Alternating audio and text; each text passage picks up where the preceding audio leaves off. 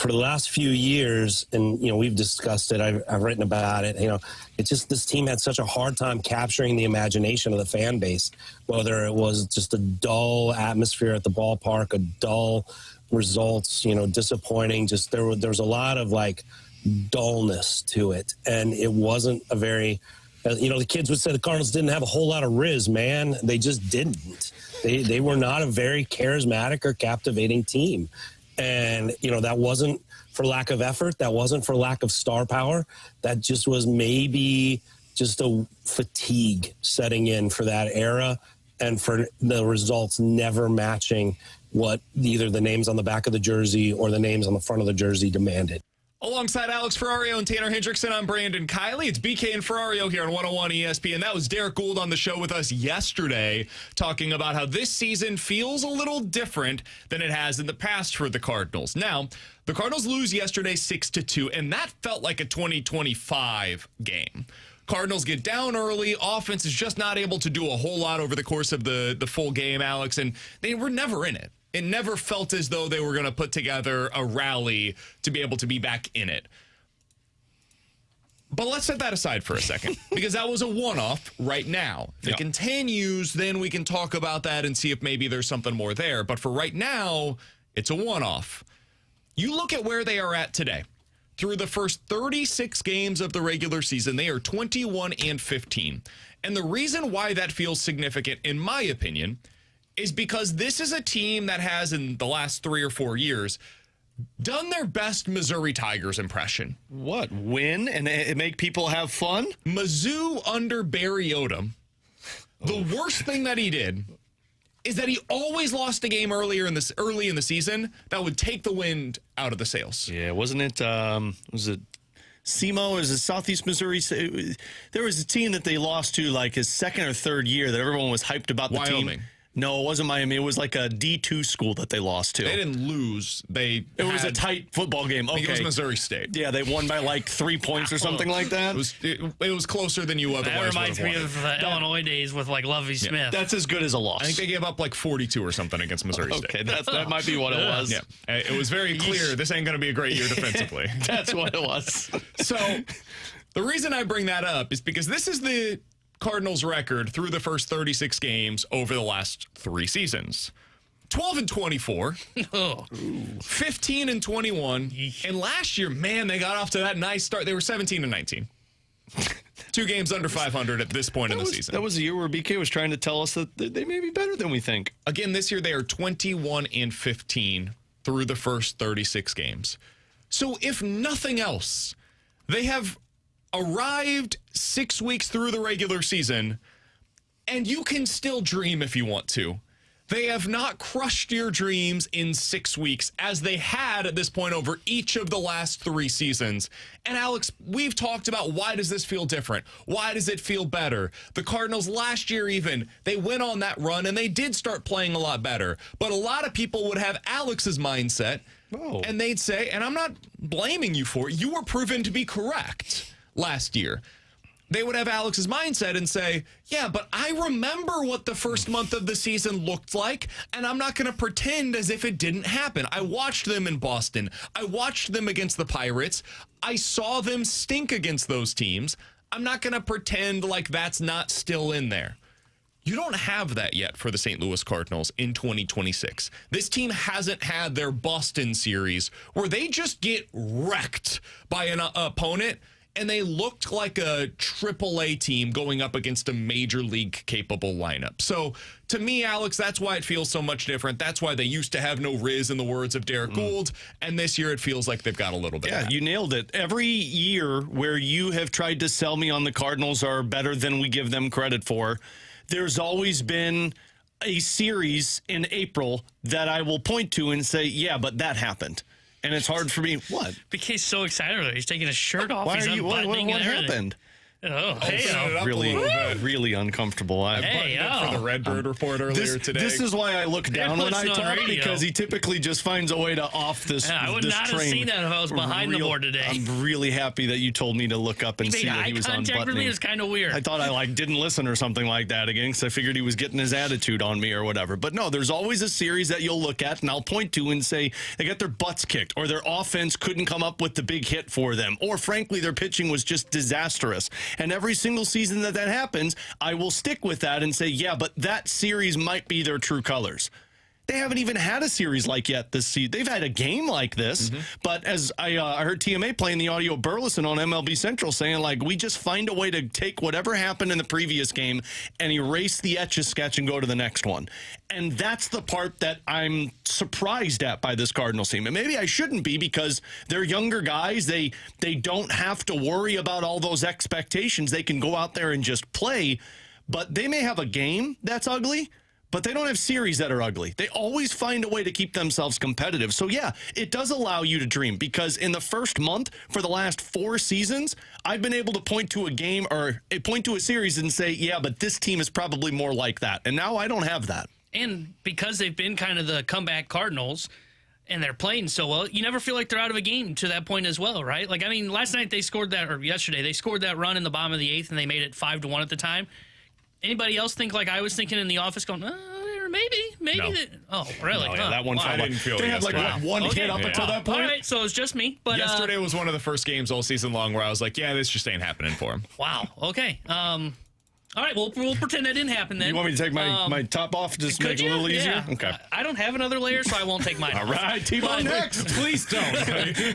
I'm with you. Like, they haven't had that series yet where you go, wow, they have just been blown out of the water. Like, you could argue the Tiger series maybe, but even then I thought they were pretty competitive. And when you have where you're able to just build kind of what I'd call the good grades to the early portion of the year, you just don't feel like there's that big uphill climb to go, right? It was the problem with the Blues early on in the year. They fell so far behind. We knew right away of, okay, this is going to be a task to get back into the playoff picture. And that's the way it's felt for the Cardinals in the years where they were trying the last couple of, okay, great. Now you got off to a slow start. Now you almost have to play like 600 ball the rest of the way. And right now you can't even play 500 balls. So once you get off to these great starts, it doesn't guarantee you a playoff spot, but it certainly makes the swimming a hell of a lot easier the rest of the season to try and get into that playoff picture. 314-399-9646. That is the Air Comfort Service text line to get involved in the show. We did get this text from the 314. BK, good topic, but can you realistically say that with this current pitching staff, it's not good enough to sustain this pretty good start? I think that is the question that most people continue to have. Can you keep this up with your current rotation? And I think it's a reasonable question to ask. My honest to God answer, which is bad for radio, is I don't know. I don't know if they can continue to do this. They can continue to outslug their problems as a pitching staff. If you want me to dive in a little bit further than that, which I think is more interesting for radio, I do think they have some reasons for optimism over this stretch where they are 7-2 against the Pirates, the Dodgers, and the Brewers. I would say those are mostly decent lineups at a minimum, and some of them are quite good lineups.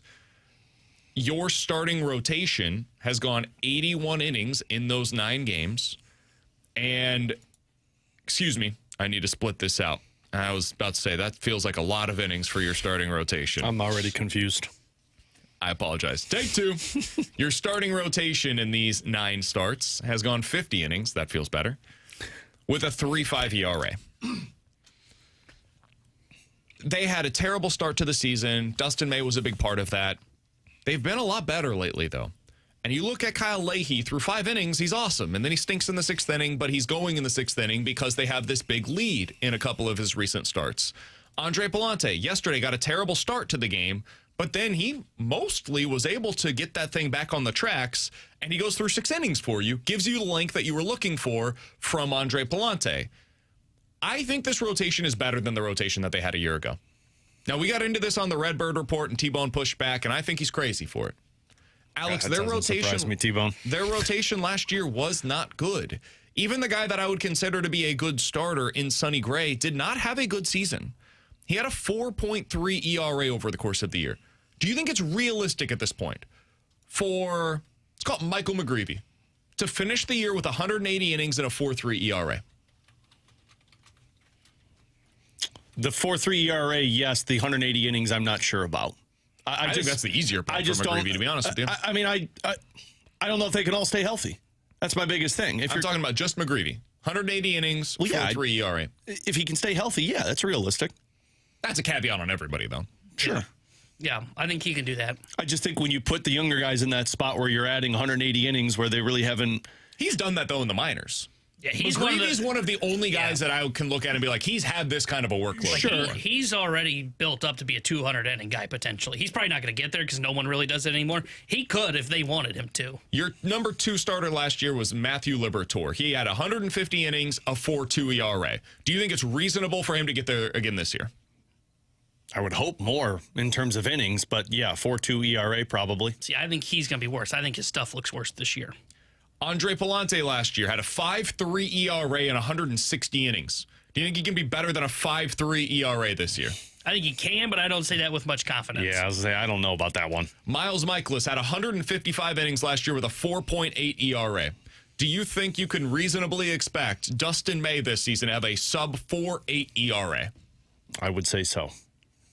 I think so, but he's still one of those that I don't feel confident in. Eric Fetty last year had 101 innings and a 5.2 ERA. Do you think it's reasonable to get more than that out of Kyle Leahy this year? You're going to get better than that. He was cut for nothing. Yes, I would say you'll be better than that.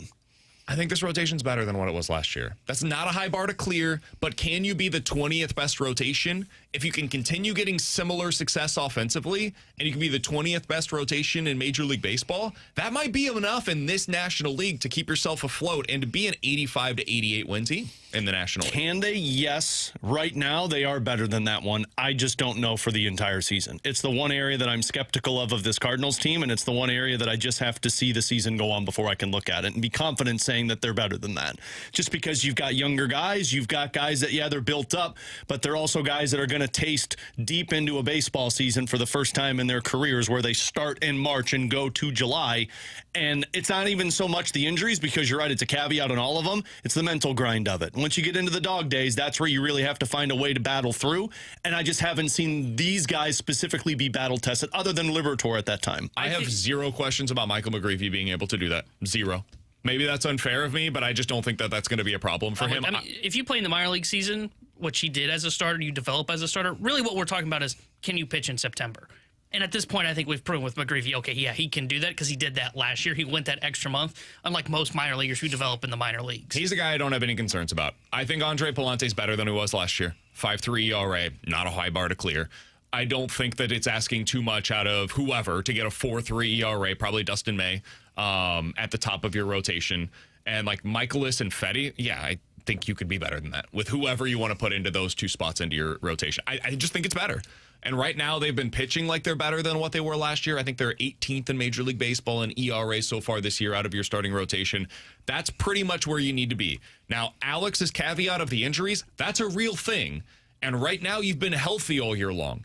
If they take an injury or two to this rotation, that's where things could quickly go sideways. Because they have been extremely healthy as a team over the last couple of years, especially when it comes to their rotation. If you start to dive into some of their depth, I have no idea how those guys are going to play at the Major League level. Like if Quinn Matthews is needed at this level, dude, I don't know. It might be good. It might be awful, where he's just walking the world and can't get through 3 innings. And now you're throwing more innings at your bullpen. And now you've got a real problem that ends up getting into the next day. So that's where the issues could come. But if you have to go with this 5-man rotation and potentially even 6 with Dobbins, I think you're in a pretty good spot, all things considered, given where the National League is at this point in the season. Coming up in about 15 minutes, we're going to dive into NFL quick hitters. We've got questions and answers at 11:45. We will have a bunch of Blues topics over the course of the day today, including Zimmerman coming up in the 12 o'clock hour. He's going to join us to talk a little bit about the business side of things with the St. Louis Blues. We'll also be joined by the prospect Don. Alex reached out to him. He's going to give us some insight into what the top of the draft looks like this year in the NHL. But coming up next, we had this conversation, kind of stumbled into it yesterday. We used Blues goalie Jordan Binnington as the real conversation starter. which players on the NHL roster would you be willing to include in order to move up in this year's draft? We'll talk about that next year on 101 ESPN.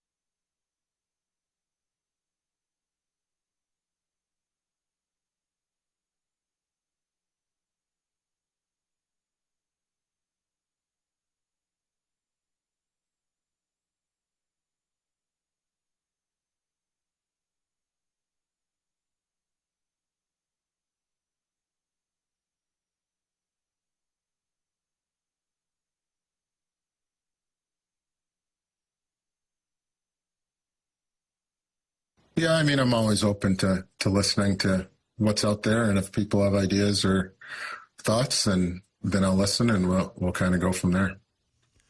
That is the most excited man in the world about getting the number 2 overall selection. I love Mike Greer talking about winning the lottery and getting the number 2 pick for the San Jose Sharks. You want me to blow your mind right now? Former St. Louis Blue Mike Greer. Didn't blow your mind as much as I thought it would. Okay, cool. I think that's great. He's a ninth round pick by the Blues. Great. Never played for him though. All right, so can kind we of. call him a Blue? Yeah, he's drafted by the Blues. You I would say no. Call that a Blue? Me and him could then call ourselves Blues because I never played for the Blues either. He was traded with Curtis Joseph for a first-round pick, though. There you go. Oh, Not for Well, Curtis that's Joseph. more No, of a not fun- for Curtis Joseph, with Curtis Joseph. Had a nice NHL career and is now the general manager of the San Jose Sharks. And they have the number 2 overall selection, Alex. And I think if you're trying to move up in this year's draft, that seems to be the spot that most people are circling. Mm-hmm. Now, the number 5 overall pick with the New York Rangers is another spot, but if you're trying to get an elite level player, the number 2 overall selection is kind of the place where you're most likely to be able to do so. Yesterday, we stumbled into this topic where somebody texted in, hey, would you include Jordan Binnington in the number 11 overall selection, or excuse me, the number 15 overall selection to move up to 9? And then you would have the 9th and 11th overall picks to be able to get 2 players from that tier of prospects in this year's draft. Now, there was some pushback from you, Alex, and I think that's reasonable. Reasonable minds can disagree on this stuff. I wanted to have a conversation about moving up, in particular to number 2, because the Sharks feel like a team that would be targeting NHL-level players as opposed to picks and or prospects. They've got all that stuff in the world. They've done the prospect hoarding over the years. Now it's time to get good at the NHL level for them, now that they have their franchise caliber player in Macklin Celebrini. So if you're the Blues and the Sharks call and they say, hey, we want to do a deal. You're a team that we think makes a lot of sense. We can move back to 11 and we can get some of your NHL talent. Who are the players that you're willing to include in order to make that move up, Alex, to number 2 overall? So for me, I think it's an easier list to tell you the players that I'm not willing to move, because there's 7 or 8 of them. Thomas, Snuggerud, Holloway, Dvorsky, Neighbors, Broberg, Jiricek, Joel Hofer. That would be the list of guys that I would say, nope, not going to make that deal. Neighbors was the one I was very hesitant about. Okay, so your top line, go through these slower. So it Thomas, goes quick. You want me to go by numbers? 18, 81. Don't you dare. Thomas, so top line. Snuggerud, Holloway, Dvorsky, Jake Neighbors. Those are my forwards. Okay. And then Broberg and Jiricek are my defensemen. And then Joel Hofer is the goaltender I wouldn't trade. Okay. Other than that, everyone else is on the table. Neighbors was the one that I was a little like, oh, do I trade him to get the 2nd overall pick? I would. I wouldn't, because I don't know what the ceiling is going to be for these guys. As much as I'm optimistic about it, I think Jake Neighbors' personality is important for the team. And I know people are going to laugh at that because it's a 2nd overall pick. I value the locker room stuff a little bit more. And I think he would be one that I would be very hesitant to do. Man, I like Jake Neighbors a lot. And personality-wise, I mean, we had him on the show last week. If you missed our conversation with him, highly recommend checking it out on the podcast page. This is a cold-hearted business, man. Who fills his role though if you move him on? Figure it out. I just think it's that simple. I think you have to have those powerful. What do you mean by that? Are you talking about personality-wise? No, not personality. I think you can fill that, the style that he plays. My hope is Ivar Stenberg becomes some of that, and maybe more importantly, Carbono. I was going to say, Carbono would be the guy that I first thought He's of. He's got to be a guy that makes his money by going to the front of the net. Yeah, yes, he's got a good shot, don't get me wrong, but he's going to drive offense to the net. Yes, but he's going to be in my lineup next I think he's going to be more like a Bolduc than he's going to be a Jake Neighbors. I think you have to have those net front presence on your team that are willing to go to the front of the net. And if you take Neighbors off, I don't think Stenberg's that. Stenberg, to me, is a lot like a William Nylander, where it's going to be off the rush. He's got a hell of a shot. I think he can create offense. I just don't know if he's that net front presence. Is he good? I hope. I think he will be, and I would say he's going to be better than Jake Neighbors. But again, I toyed back and forth with it, and I could totally understand people saying I would trade him in a heartbeat. I just put a little bit more value on that style of player and that presence, and I think you're going to lack that if you don't have it. Yeah, I that's the kind of thing where I will trust my scouts. If they tell me this guy's potentially going to be special, talking about Stenberg or Malhotra, that's the other one that we need to keep in mind here. If you're moving up, there's no guarantee it's for Ivar Stenberg. Yeah. It's possible you're going up to get the top defenseman in this class or the top center in this class, and you think these guys have the potential of coming in, and the top center in the class maybe is immediately your number 2 center, or within the next 2 years could be that for you. And the top defenseman in this class maybe could become a legit power play quarterback and could be in your top 4 as soon as like 2027. And if you feel like that's the case for you, that may be more valuable long-term than Jake Neighbors, because you might get worse in 2026. This is something that we need to keep in mind here. These moves that you're potentially going to make, they might make you a worse team immediately. That's why yesterday we had the conversation about Jordan Binnington. I'm not saying you immediately get better by trading Jordan Binnington. I think you're probably worse. But long-term, I think you're in a much better spot by making that deal to move up and including better in the deal. So I think my list looks pretty similar to yours, Alex, but Neighbors would be a guy that I don't have the same hesitancy to move up with. Yeah, I totally understand that. And I saw a couple people mention, like, how are you not putting Carbono on the no-trade list? Because the hope is if I'm going after Stenberg, and I don't know what their preference is, but the hope is if I'm going after Stenberg, I'm trading Carbonneau and replacing Carbonneau with Ivar Stenberg. Stenberg, I hope, is the second to top line player that Carbonneau is supposed to be. So I would like to. Would you be more likely to trade Neighbors or Stenberg in this, or Neighbors or Carbonneau in this deal? Probably be more likely. Oh, God, that's a good question. I think I'd be more likely to trade Neighbors. I think I'd be more likely to trade Neighbors too. I would too. Just if you told me between those two. Cost control for Carbonneau, younger.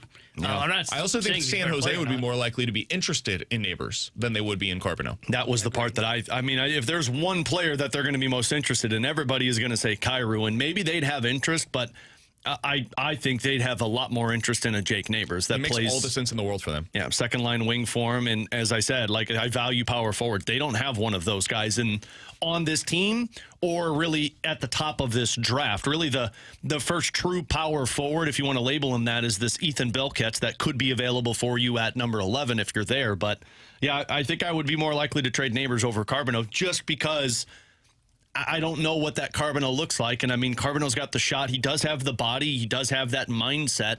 But all of that is he could get there versus we see Jake Neighbors play at that level. So all of this depends upon the draft and how much you believe in some of these players that are potentially going to go at the top. Corey Pronman writes about the draft for The Athletic, and he had a piece earlier today. I always enjoy reading this kind of stuff on the optimistic case and the pessimistic case for each of the top 12 prospects in this year's draft. We are also going to have the prospects Don.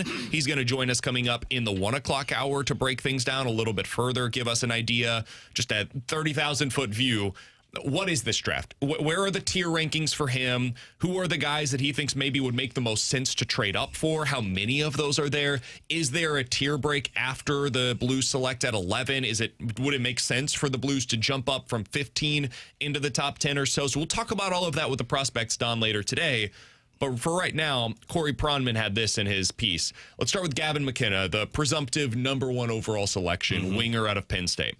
Says for the optimist's case, Gavin McKenna has the potential to become a true star, a perennial threat to hit 80 to 100 points and become one of the league's most dangerous wingers, akin to Patrick Kane.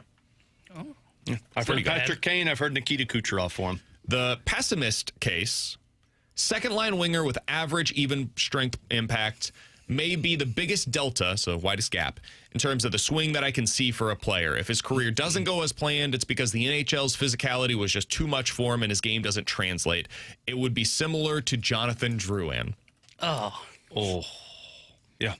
There's massive concern over that with him. And I got to be honest, him going to the Toronto market and the Toronto media, you better have some thick skin, man.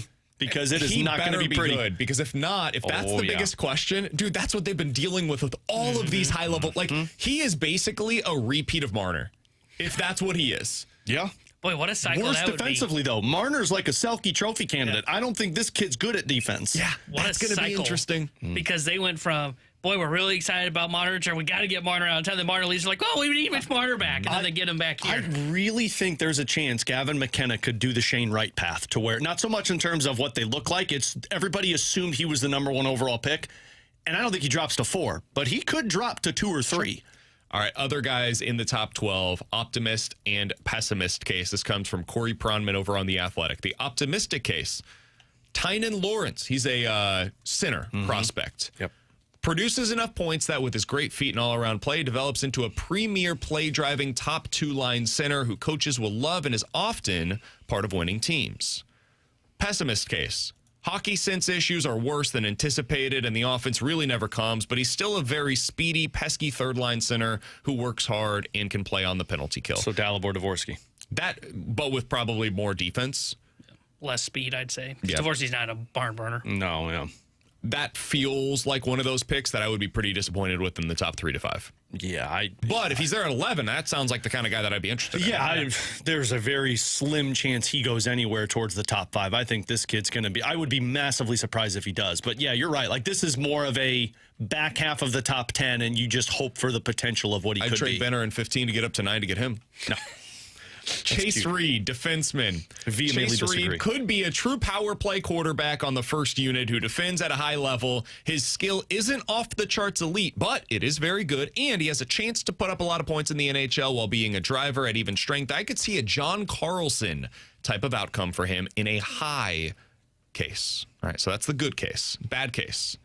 Reed is talented, but he can be a bit wild at times with the puck and over-aggressive in the attacks. There's a chance he doesn't defend well enough to play matchup minutes, and the offense just isn't special enough where there are times I've questioned if it will be. He'll be a good top 4 defenseman, but maybe not one that truly moves the needle. This is a guy that's getting a lot of talk right now as potential number 2 overall selection. This is the guy that we're talking scenarios to trade to number 2. San Jose needs a right-handed defenseman.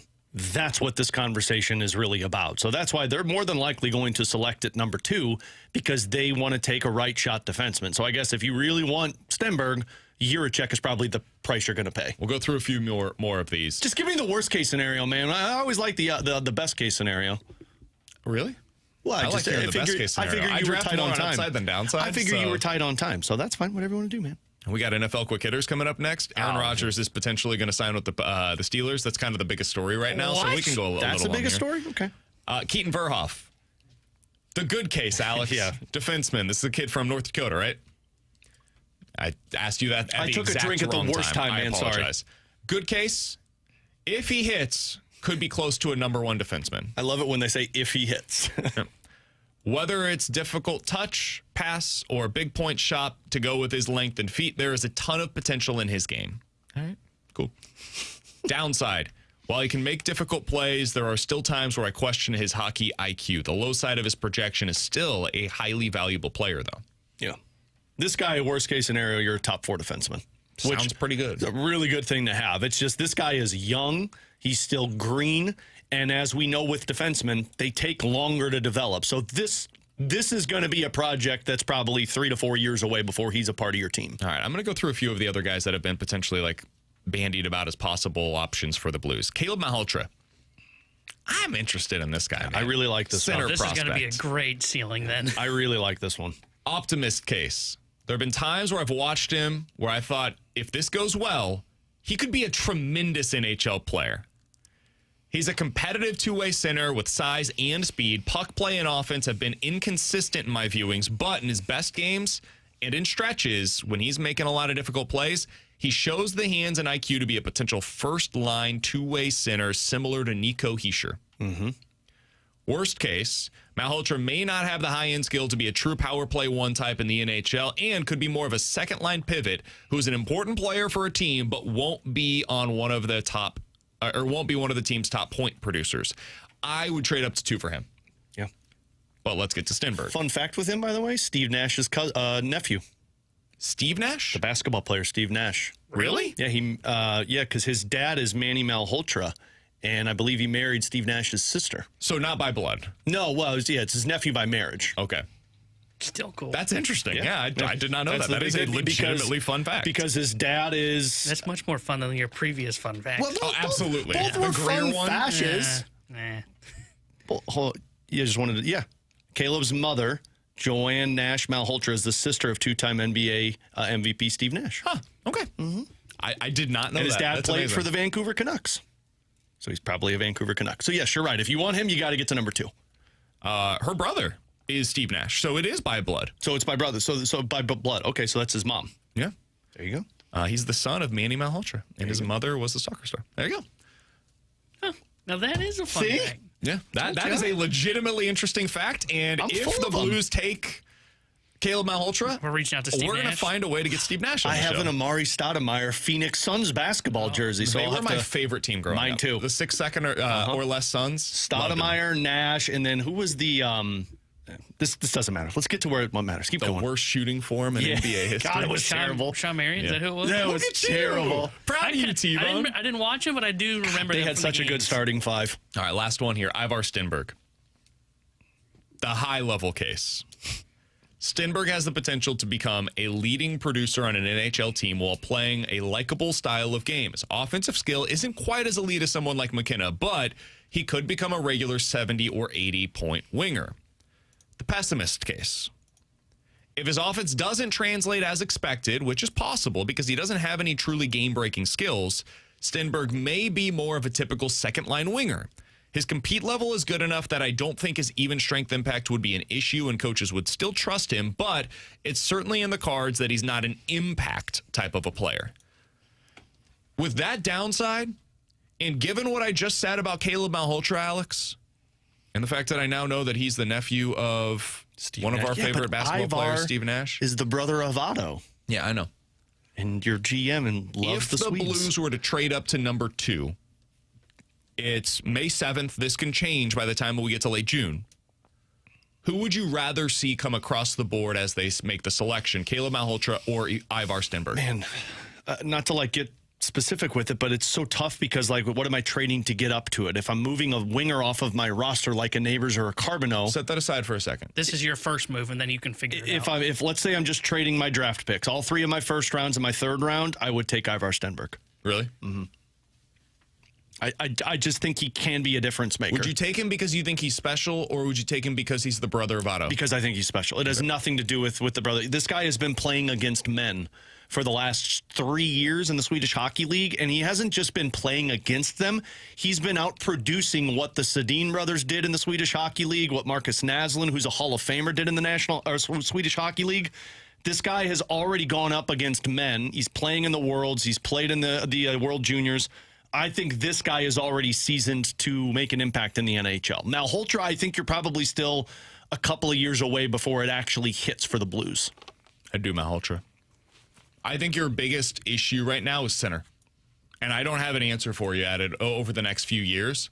I think you might have the wingers that can make this thing work.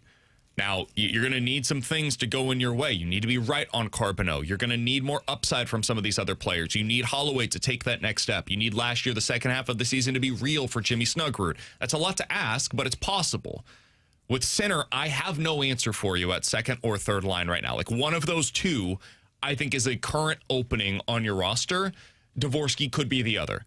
If you get it right on Malhotra, and he becomes this second-line center, you have the 1-2 down the middle, which every contending team in recent years has had.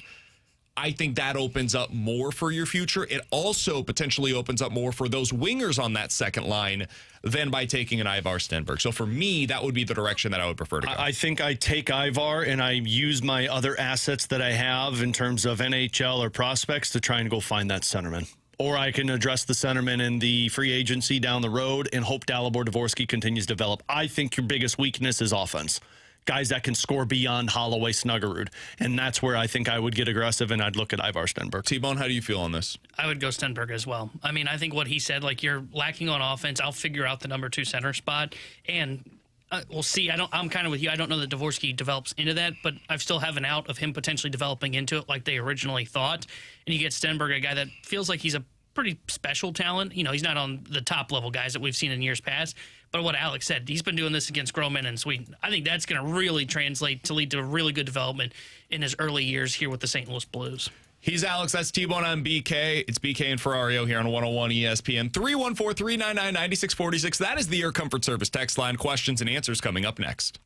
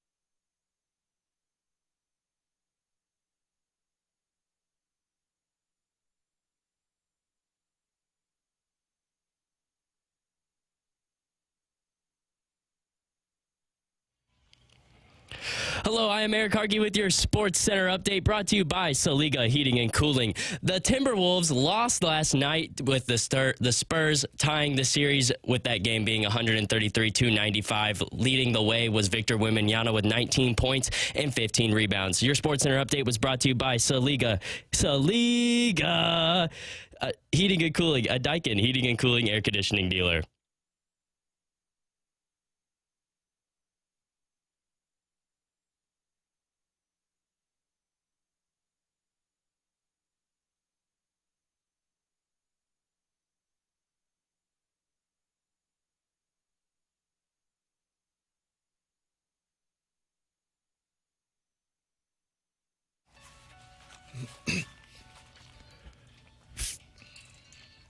Three 314-399-9646. That is the Air Comfort Service text line for questions and answers. If you guys have any questions, go ahead and get them in right now on the Air Comfort Service text line. All right, a lot going on right now. One, well done, Eric. Great Sports Center update. We're going to work on the Saliga read.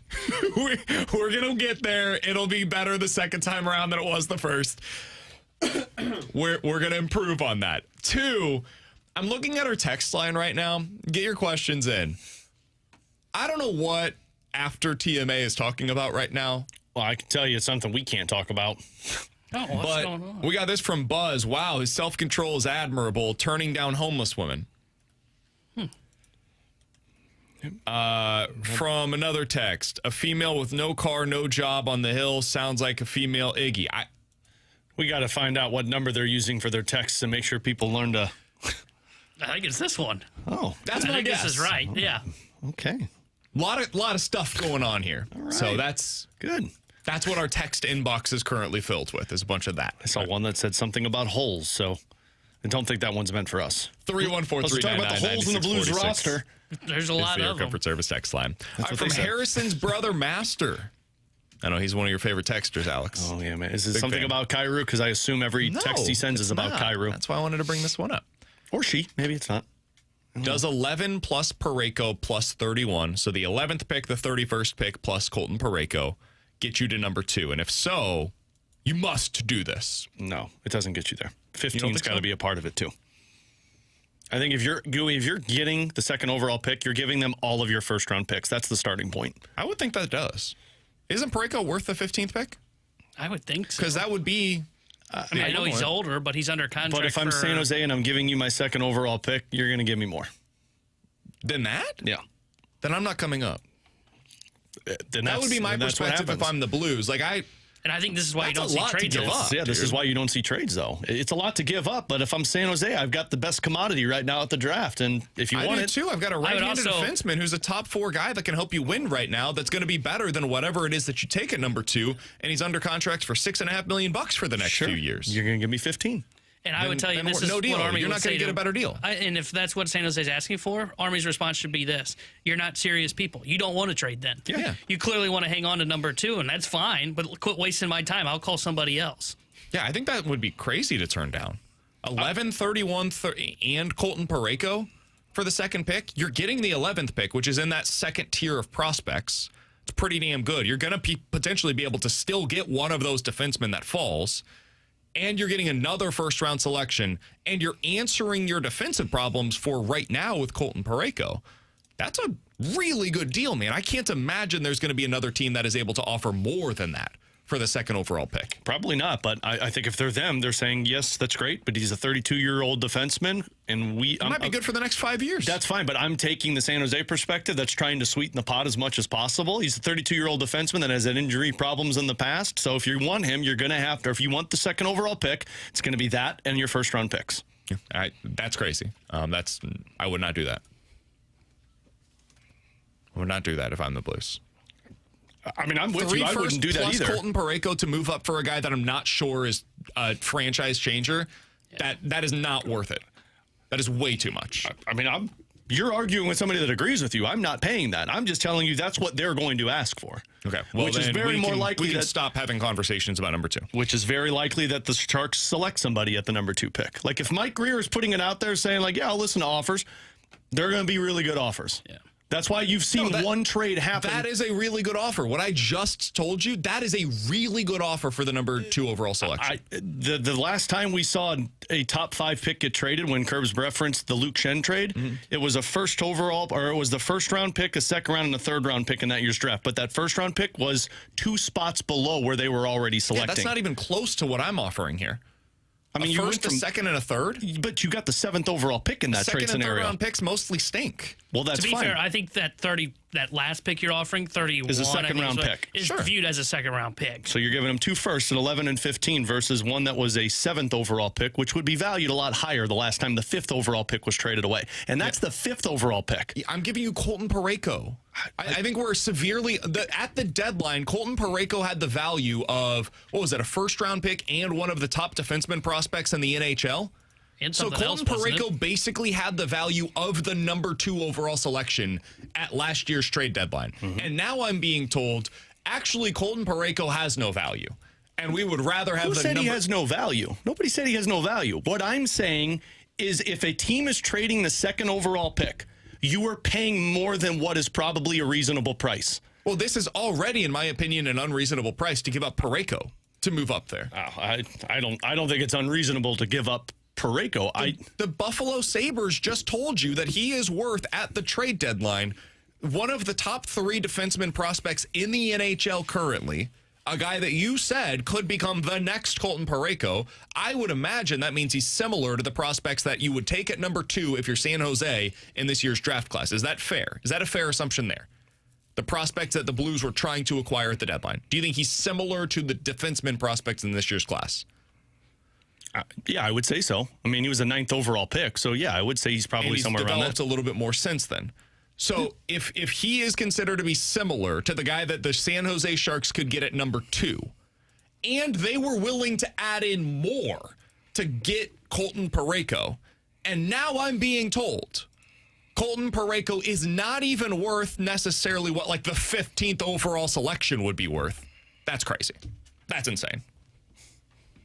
Colton Parayko's worth more than that. You can get mad all you want. I'm just telling you, a team's not trading that pick unless they get a deal that is a crazy deal. As T-Bone said, they're not serious people. And this is why, like, all this talk around, like, whoa, would the Sharks trade it? Yeah. And a lot of people are circling Greer's comments. Greer has to say that, right? He's not going to close the door on taking, if it's what Alex is asking, Godfather offer for that pick. So, yeah, of course he said, I'm open to trade. I bet Toronto's GM is willing to say, yeah, I'm open to trade the number 1 pick. This is why I don't think we're seeing any trades moving up, at least not in the top 5. I mean, we might get a conversation where we can talk about like 7, 9, whichever pick you want to talk about. I don't think we're seeing anybody moving to the top 5 because most of the time, most of these teams aren't serious about trading that pick. All right, I apologize. 314-399-9646 is the Air Comfort Service text line. From T25STL over on the YouTube chat. BK does not understand context. I think I do understand context. Doesn't understand tone. Fair. And that is why I think that if the price is more than what we just discussed, then I would say the context suggests that that is a wild overpay. And San Jose is not really serious about making that kind of a trade. All right, 314-399-9646 is the Air Comfort Service text line for questions and answers from the 314. Guys, do you think Zion Young will be a Pro Bowler in his first 3 seasons with the Ravens? No, I don't think Zion Young, the odds would be against him ever being a Pro Bowler in the NFL.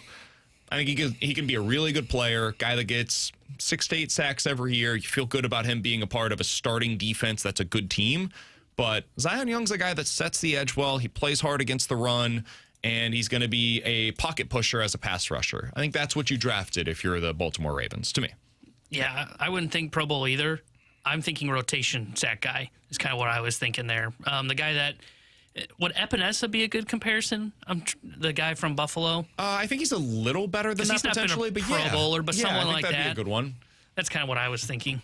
It's hard to win that when you're just going to be a part of a committee of defense to where you're rotating in and out. Like if you were on the Raiders or the Jets or the Giants, then maybe we could have a different conversation. But when you're with the Ravens, it'll be tough to have the stats and the notoriety to get to that level. Epinesa is a really good comparison, T-Bone. I think he'll be more consistent than what he was with the Buffalo Bills, but I think he could basically be that for the Ravens. 6 to 8 sacks every year. consistently good against the run. I think that's a pretty good comparison. From Hot Dog Roberts, do you guys think that Jordan Walker gets to 30 home runs this year? I think that's about the number. That's the over-under, so I'll say yes. Yeah, I'd say 30 to 35 is probably where he's at right now.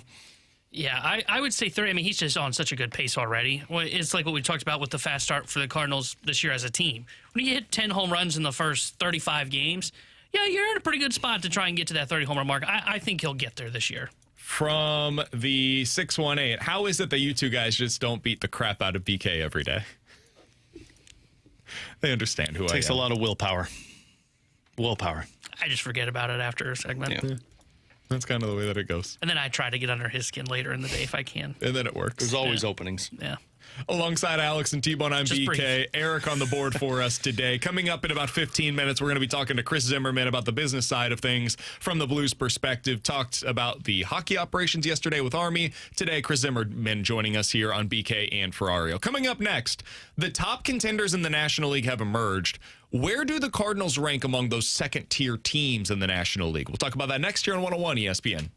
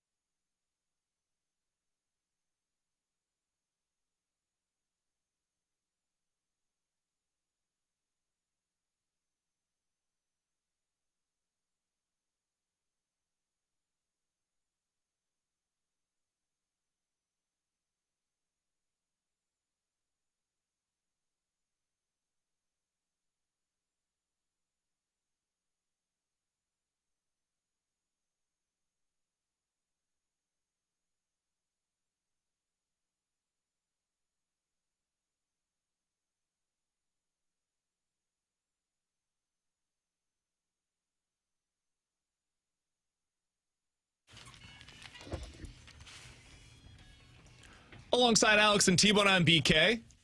Coming up in about 10 minutes, we'll be joined by Chris Zimmerman of the St. Louis Blues.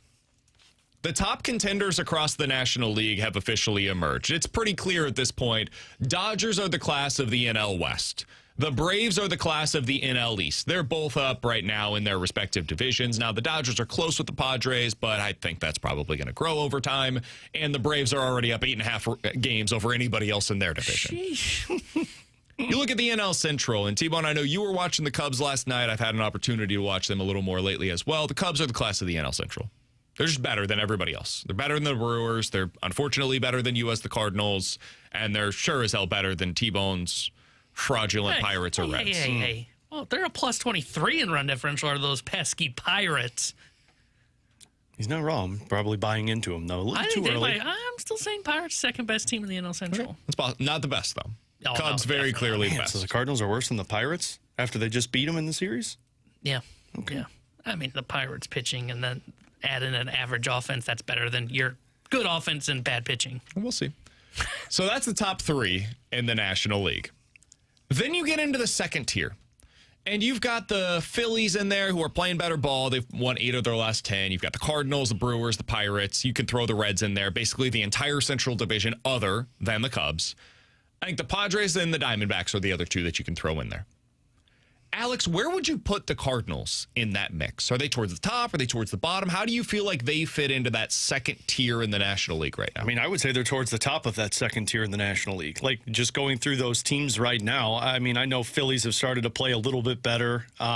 You're going to get to see kind of what the Padres look like in this next one. But for what we've seen of the Cardinals in the first month, I think you have to put them towards the top of that second tier, the second tier. But as the season moves on, I was about to say right now, based upon record, yes, but I'm talking about for the season. For 2026, projecting forward, where do you think they belong? probably towards the middle of that second tier. And I think their offense will keep them there. I think pitching is what's going to push them down a peg.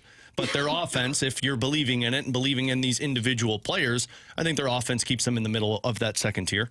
Yeah, I agree with that. I think it's probably middle second tier because I don't know that they're as good as the Pirates. I still believe in the Pirates. Well, might be famous last words. But and I think the Phillies, as we're starting to see, they're kind of starting to turn it on, which makes me wonder if they're going to get back into this playoff race. And then the Padres, I think, are better, but that one I'm not as convinced on. You could give me an argument on that one, and we'll see after 4 games this weekend. I think they're kind of right there, about even with where the Brewers are, the Reds are, and the Diamondbacks are. I think that's about where they are, and I think right now my prediction for the wild card would be Padres, Pirates, and then Phillies would be the 3 for me. And I think you're just right in the middle there. You're probably on that fourth team that's just on the outside looking in. That's kind of how I would see things going moving forward. I think the Phillies and the Padres, to me, are the top 2. I know they're not there right now record-wise, but those would be the 2 teams that I would throw into that category. And here's the reason why. I believe in their true talent overall in their rosters, and I believe that they're going to be aggressive in season to continue to upgrade. There's no reason for them to sell off. The Phillies have no pivot. The only thing they can do right now is continue to go down with the ship. And that means, future assets be damned.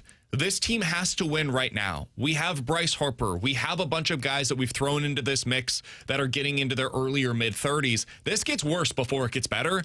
And just holding on to some of these young players, man, that ain't going to help us much. When this thing goes down, it's going to go down and it's going to be ugly. And we're going to have to go through a 3 to 5 year stretch where we're really bad. It's going to look like the Tigers, right? When Dombrowski ran that team. He ran them into the ground, and then he said, all right, peace out, Alavila, figure it out. It's very clear the way that he operates, and you know it when you sign up for the Dave Dombrowski experience. But when he's there, you're going to do a hell of a lot of winning. You just know at the back end of this, it's going to hurt. And there's going to be years of pain, but you live with that because hopefully you're able to, hoist a trophy over your head at some point while he's in charge of your respective team. So I think they're going to continue to do that. I trust them to make the moves that are necessary. Padres are the same thing. They're highly aggressive every year at the trade deadline. I don't expect this year to be any different. So those 2 teams, to me, I think I would put above the Cardinals as of today. And then it becomes about the NL Central. And how do you view the Cardinals relative to the Brewers, the Pirates, the Reds, and then maybe you can throw in the Diamondbacks into that conversation. But I think that's ultimately going to be what the conversation is for the Cardinals. How do they stack up against their peers in this division? And that's why that series against the Brewers I thought was important. And that's why the series against the Pirates, Alex, I agree with you, was so important. You just won 4 games head-to-head in a row against Pittsburgh. I can't overstate the value of something like that, especially when you did it on the road at a place where you've had some real struggles in recent seasons.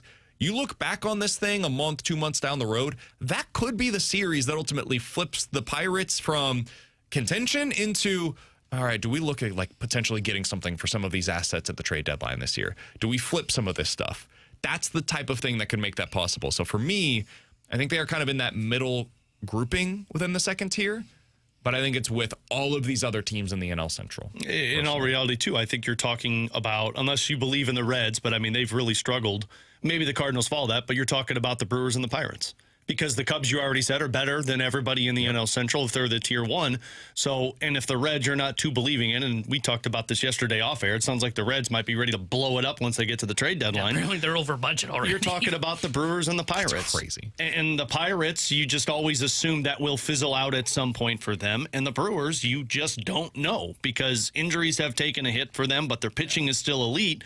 It's going to come down to if the Cardinals want to remain in that spot and be the superior one in the NL Central, they're going to have to find pitching that continue to last through. Because I think their offense will their pitching hold up for them up until September. You look at this stretch you're on right now, starting with that Pittsburgh series, and throw the Dodgers out, but I mean, they played well against them. But Pittsburgh, Milwaukee, now you're going up against San Diego. You got a couple of interleague games coming up, couple of interleague series against the A's and the Royals. So set that aside again. And then you've got the Pirates, the Reds, and the Brewers. That is a 1 month span from April 27th up until May 27th, where you will have 5 games against Milwaukee, 3 games against Cincy, 7 against Pittsburgh, and 4 against San Diego. Those are all teams that we just talked about being in this second tier along with the St. Louis Cardinals. You're going to have a pretty good idea by the time we get to June of where they stack up against these teams and how good they really are relative to their peers that are competing for one of these potential wildcard spots. We'll get to that series Friday, May 29th, Cardinals back home against the Chicago Cubs. You should have a pretty good idea at that point of where the Cardinals stack up. Yeah, and that'll give you a good idea before they get into June, which the schedule's kind of favorable in June. If you can a lot of interleague games in June. Yeah, if you can kind of survive that stretch and kind of separate yourself, in theory, you should be able. It's not like there's like a huge stretch coming up where like the Dodgers, Braves, and all of them come to town at the same time.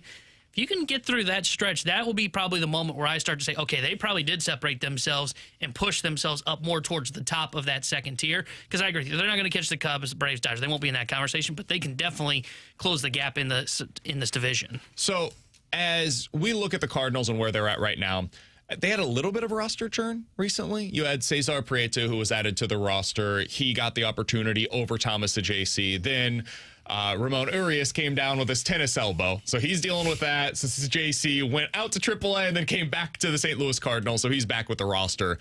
That's a little bit of churn. It's the first time that we've seen real movement on the position player side of things. What do you think comes next? You think we could see more of that, or do you think this is kind of the roster, set it and forget it for a little while before we get to, mid-May? I kind of wonder if the roster churning is going to come to the bullpen. But with that being said, we've talked about this, like how much churning can really take place with guys that aren't ready for you or ready for that opportunity / guys that have been doing an adequate job up to this point. But other than that, I don't really know if I see any other roster churning that's going to take place, barring some type of injury. Yeah, outside the bullpen, and it just depends on where they're actually at with Gorman. I mean, he's the one roster position I think we're talking about here when we're talking about the position players. Because eventually Nootbaar's going to come back, and then it basically becomes, okay, Church versus Scott in center field. Right now it's probably Church. Now they'll have to figure out what they're going to do with Scott then, but that's a conversation for them. But if we're talking like Blaze Jordan, Prieto getting some playing time potentially, or really circling Gorman's spot, because he's been the lone offensive bat that you would hope for more out of, and he's below league average. He's been good against righties. He's slightly above league average so far this year. But I just think they're going to stick with him because I said this on the Rebbe Report today. His ceiling's just so much higher if he can get it all to click together than it is for Prieto or Blaze Jordan. So I think position player, it's going to stay pretty stagnant. I think we might be approaching the time where you give Blaze Jordan a shot. I think we're getting there. You look at what his numbers are down at AAA currently. Have you guys looked at them recently? It's absurd. He's batting .325 with a .600 slugging percentage. I saw you homered yesterday. He has 9 doubles and 8 homers in 30 games so far this year. He has a total of 17 strikeouts and 118 at-bats. Yeah. I mean, he is on an absolute heater. Now, I believe you'd have to make a 40-man roster move in order to make this possible. So that is something that could prevent it from happening. Write it off. Never happening. But, I mean, there is a spot on the roster that you could make this move. Would you replace him with JC right now? No. There's another guy that I would potentially look at, though. Pozo? Do you know how many at-bats Joel Pozo has in the last 3 weeks? I'm going to say under 5, so I'm going to say 3. I feel like I've never seen him. They won't make the move, though. 2. He has 2 at-bats since April 14th. He does not have a hit since April 14th. In fact, he has 2 hits on the season in 17 at-bats. He is 2 for 17 with 0 walks and 0 strikeouts. I mean, there's going to come a point in time where that spot on the roster is more valuable than what Joel Pozo is giving you. And I understand he does give you a little bit of protection when it comes to what he adds for catching depth. Dude, you have catching depth now down at AAA with Jimmy Crooks. I know he strikes out all the time, but man, I'm not getting anything right now from Joel Pozo, and I'm not really using him behind the plate currently either. It's just injury protection in game. I think there's a better use of that spot on your roster, and we've talked about this before. Blaze Jordan's long-term trajectory is probably that of a utility infielder and maybe that of a utility bat coming off of the bench where you occasionally start him against left-handed pitchers. I think we're getting close to a point in time where he makes sense for this roster. Yeah, I do too. You just wonder when they're going to do it, because like if you haven't done it yet, why not? Why all of a sudden are you just going to change it? Because it's not like this guy's doing anything that would make you keep him at this point. It kind of feels like they like having that protection. They like having that safety. And do you want to risk putting just another body on the bench and rarely seeing at-bats, because it's already difficult to get some of these guys in? Well, I think you'd find more at-bats for him. That's where I think it would become a different conversation, because you'd be more willing to use him because you're not afraid of burning him. Especially right now while you have Ramon Urias on the injured list, because he could be that right-handed bat where you could potentially use him as a designated hitter in some of these spots as well. And I don't know how they feel about him at third base, but he can technically play third as well. Yeah, right now they're just too afraid to burn Pozo in case they need the catcher, especially when Herrera's DHing. That's the biggest thing. I don't think they're going to change their identity on that. They've always been afraid of losing Herrera in that DH spot, or having to pull out the DH, because of if Paz gets hurt, then you have to do that with Herrera because he'll be DHing. So now you have a guy on the bench that can do that with Cesar Prieto, where if you have to burn Herrera in game, you can just put Prieto in as a pinch hitter, as a DH, quote unquote, for the rest of it. Sure. I just think they're too afraid of losing that, because they would operate on the, well, then what happens if Herrera goes down? They just operate too scared. For one game, you're a little bit light. For one game, and then literally the next day, you can call up Jimmy Crooks. I'm telling you, you're not arguing to me, right? I'm in favor of it. I'm totally cool with it, because I think you would get more at-bats for Jordan, because you wouldn't be afraid of burning a quote-unquote backup catcher / third catcher. There's never been a sense that they're going to change from that, right? They've never been willing to change from that identity. I just feel like early in the season it made sense because you weren't sure on the Ivan Herrera catcher situation. Now I feel pretty comfortable with it. I think he's fine. Defensively, is he great? No, but he's calling a decent game, and he's doing well enough back there that I don't feel like you need to change that. And I think that was part of, to answer your question, Alex, why they were waiting on Joel Pozo. I also think early in the season they thought he would have more of a role on this team, and now it's becoming clear he just doesn't. All of the guys that are in front of him are performing in a way, especially Jordan Walker, for example, where there's no spot to get him into the lineup on a regular basis. I think there could potentially be more of a spot to get somebody like Blaze Jordan into the lineup. Coming up next, Chris Zimmerman of the St. Louis Blues here on 101 ESPN.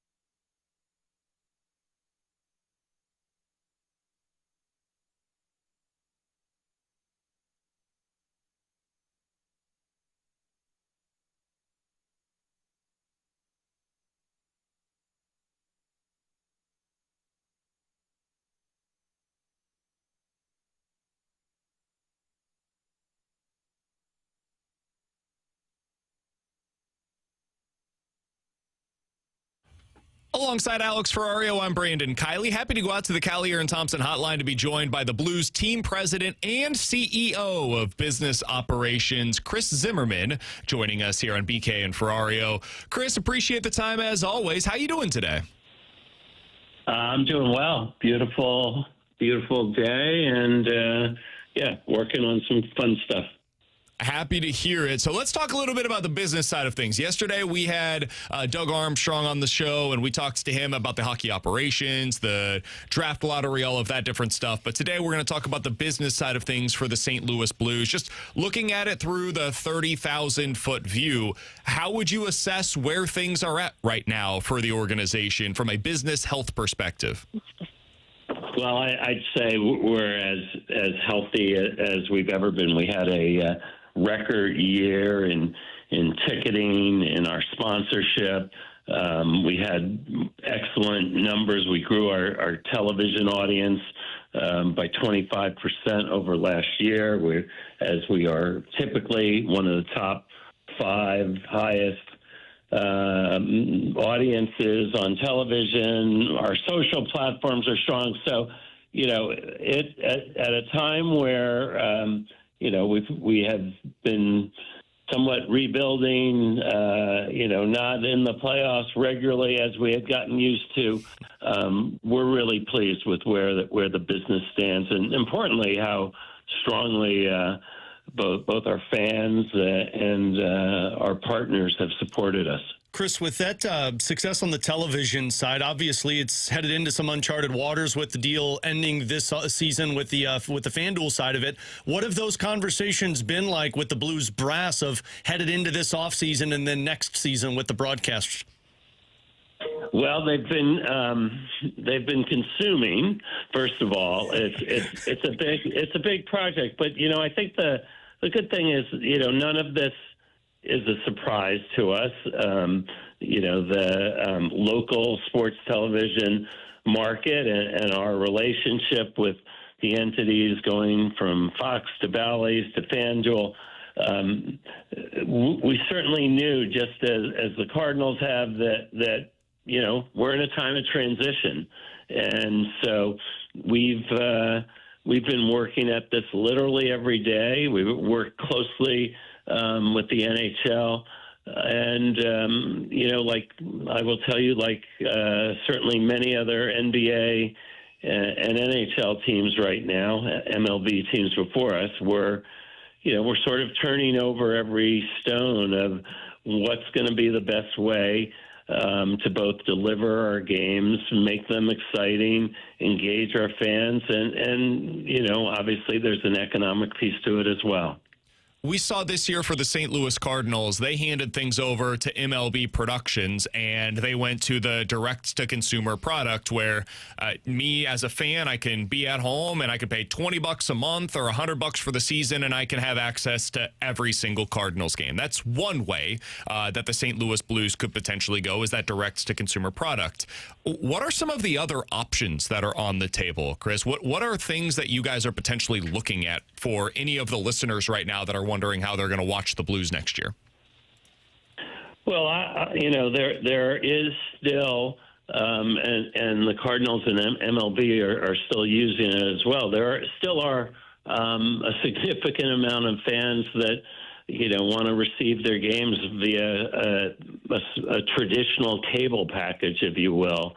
And so, though those numbers have been changing, it's still the biggest way that most local broadcasts are being delivered. So we're certainly still exploring that. You've seen teams that have gone to I guess is a little bit back to the future, to an over-the-air model that has worked for some teams in some markets, and you've seen us particularly partnering with KMOV over the last few seasons to explore that as well. So, I guess, the honest truth of it, if you look at where we are right now, if you look at over the course of a season, the different ways that a Cardinals game is delivered to their fans, the likelihood that there will be multiple delivery, what I would call, and distribution options, that's pretty high. And I think you've seen that in a lot of markets. I'll also say it's not the simplest. It's not probably the long-term answer. But as local sports is delivered in different ways, we've got to, if you will, explore all of those options as well. We're talking with Blues Chris Zimmerman here on BK and Ferrario. Chris, earlier this week, the salary cap was announced of going up to $104 million. Now, I know you're not handling the salary cap, but the business side, of course, is tied into the professional hockey side of things. How much does the success of what you mentioned off of the top in terms of ticket revenue and suite revenue and all of the events that Enterprise Center brings to St. Louis, how much does that help Tom Stillman in his team continue to help the Blues to spend to the cap? Well, it's critical, obviously. We've been a cap team really certainly as long as I've been involved with the team, and I think since Tom took over. We obviously, you go in cycles in terms of where, how many veterans you have. So we, quite honestly, have not been constrained by the business and, if you will, the success or any challenges. We've been able to make the investments and give, Doug and now Alex, the flexibility to make those investments, spend to the cap in any given year, and do whatever we can to put us back in the regular hunt and, if you will, get us back to that top tier of teams that are competing regularly for the cup. Right now we're in an interesting situation because we do have a number of younger players coming along. Obviously, we just made the investment and the commitment to Dylan Holloway. Nobody has to be worried about whether or not we're going to find the way to keep investing in this team. Chris Zimmerman joining us for just another couple of minutes here on BK and Ferrario, Blues team president and CEO of business operations. He's joining us, by the way, today to discuss, and we'll do this here in just a moment, the upcoming St. Louis Golf Classic, which will benefit the American Cancer Society at Boone Valley Golf Club. That's coming up on Monday, May the 11th. Zimmerman is a member of the CEOs Against Cancer for the St. Louis chapter of the American Cancer Society. He serves on the executive committee for this year's St. Louis Golf Classic. We'll ask him more about that coming up here in just a moment. But Chris, before we do that, I did want to go back to the TV side of things. A lot of people on our text line and then over on the YouTube chat as well have been mentioning this. I'd be remiss if I didn't ask you about it as we have you on today. How would you assess the way that the simulcast went this year with Chris Kerber and Joey Vitale doing both the radio and the TV side of things for you guys this season? Well, certainly it was a learning experience for everybody. Obviously, we had two very successful, play-by-play and analyst team in Joe and Curbs, and moving over to TV, there was certainly some learning, some things that we think we can improve on. We're actually in a time period where, as we move away from, from the partner that we've been with for a number of years, where I think we're really challenging ourselves to what we can do to make sure that both broadcasts are as good as they can be. So I will tell you, we're thankful that our audience, our television audience, continues to grow. So there was certainly an appeal on the television side. Our radio broadcast audience and sponsors have been exceptionally strong. We recognize that there are people that say, well, it certainly would be a better broadcast if you had individual teams. And I guess in part the reality of the changing media landscape led to, us making that decision, and we'll continue to work with these guys to make sure that both broadcasts are as good as they can be. So, Chris, talk to us a little bit more about this St. Louis Golf Classic that will be taking place at Boone Valley Golf Club in Augusta, just in terms of what they benefit and the stuff that you guys have involved with it and how people can get involved with it as well. Yeah, well, thanks. I think so. On Monday, the 11th, we've got an amazing lineup of Blues and Cardinals celebrities, alumni. Hully will be there. Bernie Federico will be there. We've got Barrett Jackman, author Chris Pronger. Monty's going to be playing, and then Ozzy, Al Roboski, Matt Adams. It's maybe as good a lineup of celebrities, I think, as you'll see at any tournament. It supports cancer research, which obviously we're both with the Hockey Fights Cancer, with things that we're doing here. The Blues are significant supporters, and cancer being the disease that really touches everyone. So I know that there's one foursome left still available. Importantly, I just want to mention there's an auction that is open to the public through Monday at St. Louis, St. Louis, LOUIS.acsgolf.org. And among the prizes, there's a special golf vacation. There's a trip where you travel on the Blues team plane. So obviously that's a major offer.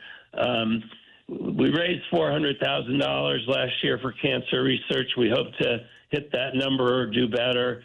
It's a big event. It's a fun event. We've really developed this to be a premier both golf experience, but also a premier event working to raise really important funds. The other thing you can do, if you go to St. Louis, stlouis.acsgolf.org, you can go to their website and click toward the bottom. You can see where the actual auction is. You can see some of the items that they have. You can preview it over there. And they have an opportunity, if you can't be involved with this golf classic, you can also just donate. You can do a one-time or a monthly donation over on that website as well. That's the easiest way to do so. Chris Zimmerman, kind enough to join us today to give us a little bit of insight on the Blues business operations and to tell us about what he's doing with the St. Louis Golf Classic. Appreciate the time as always, Chris. All the best to you and yours. We'll talk with you again soon.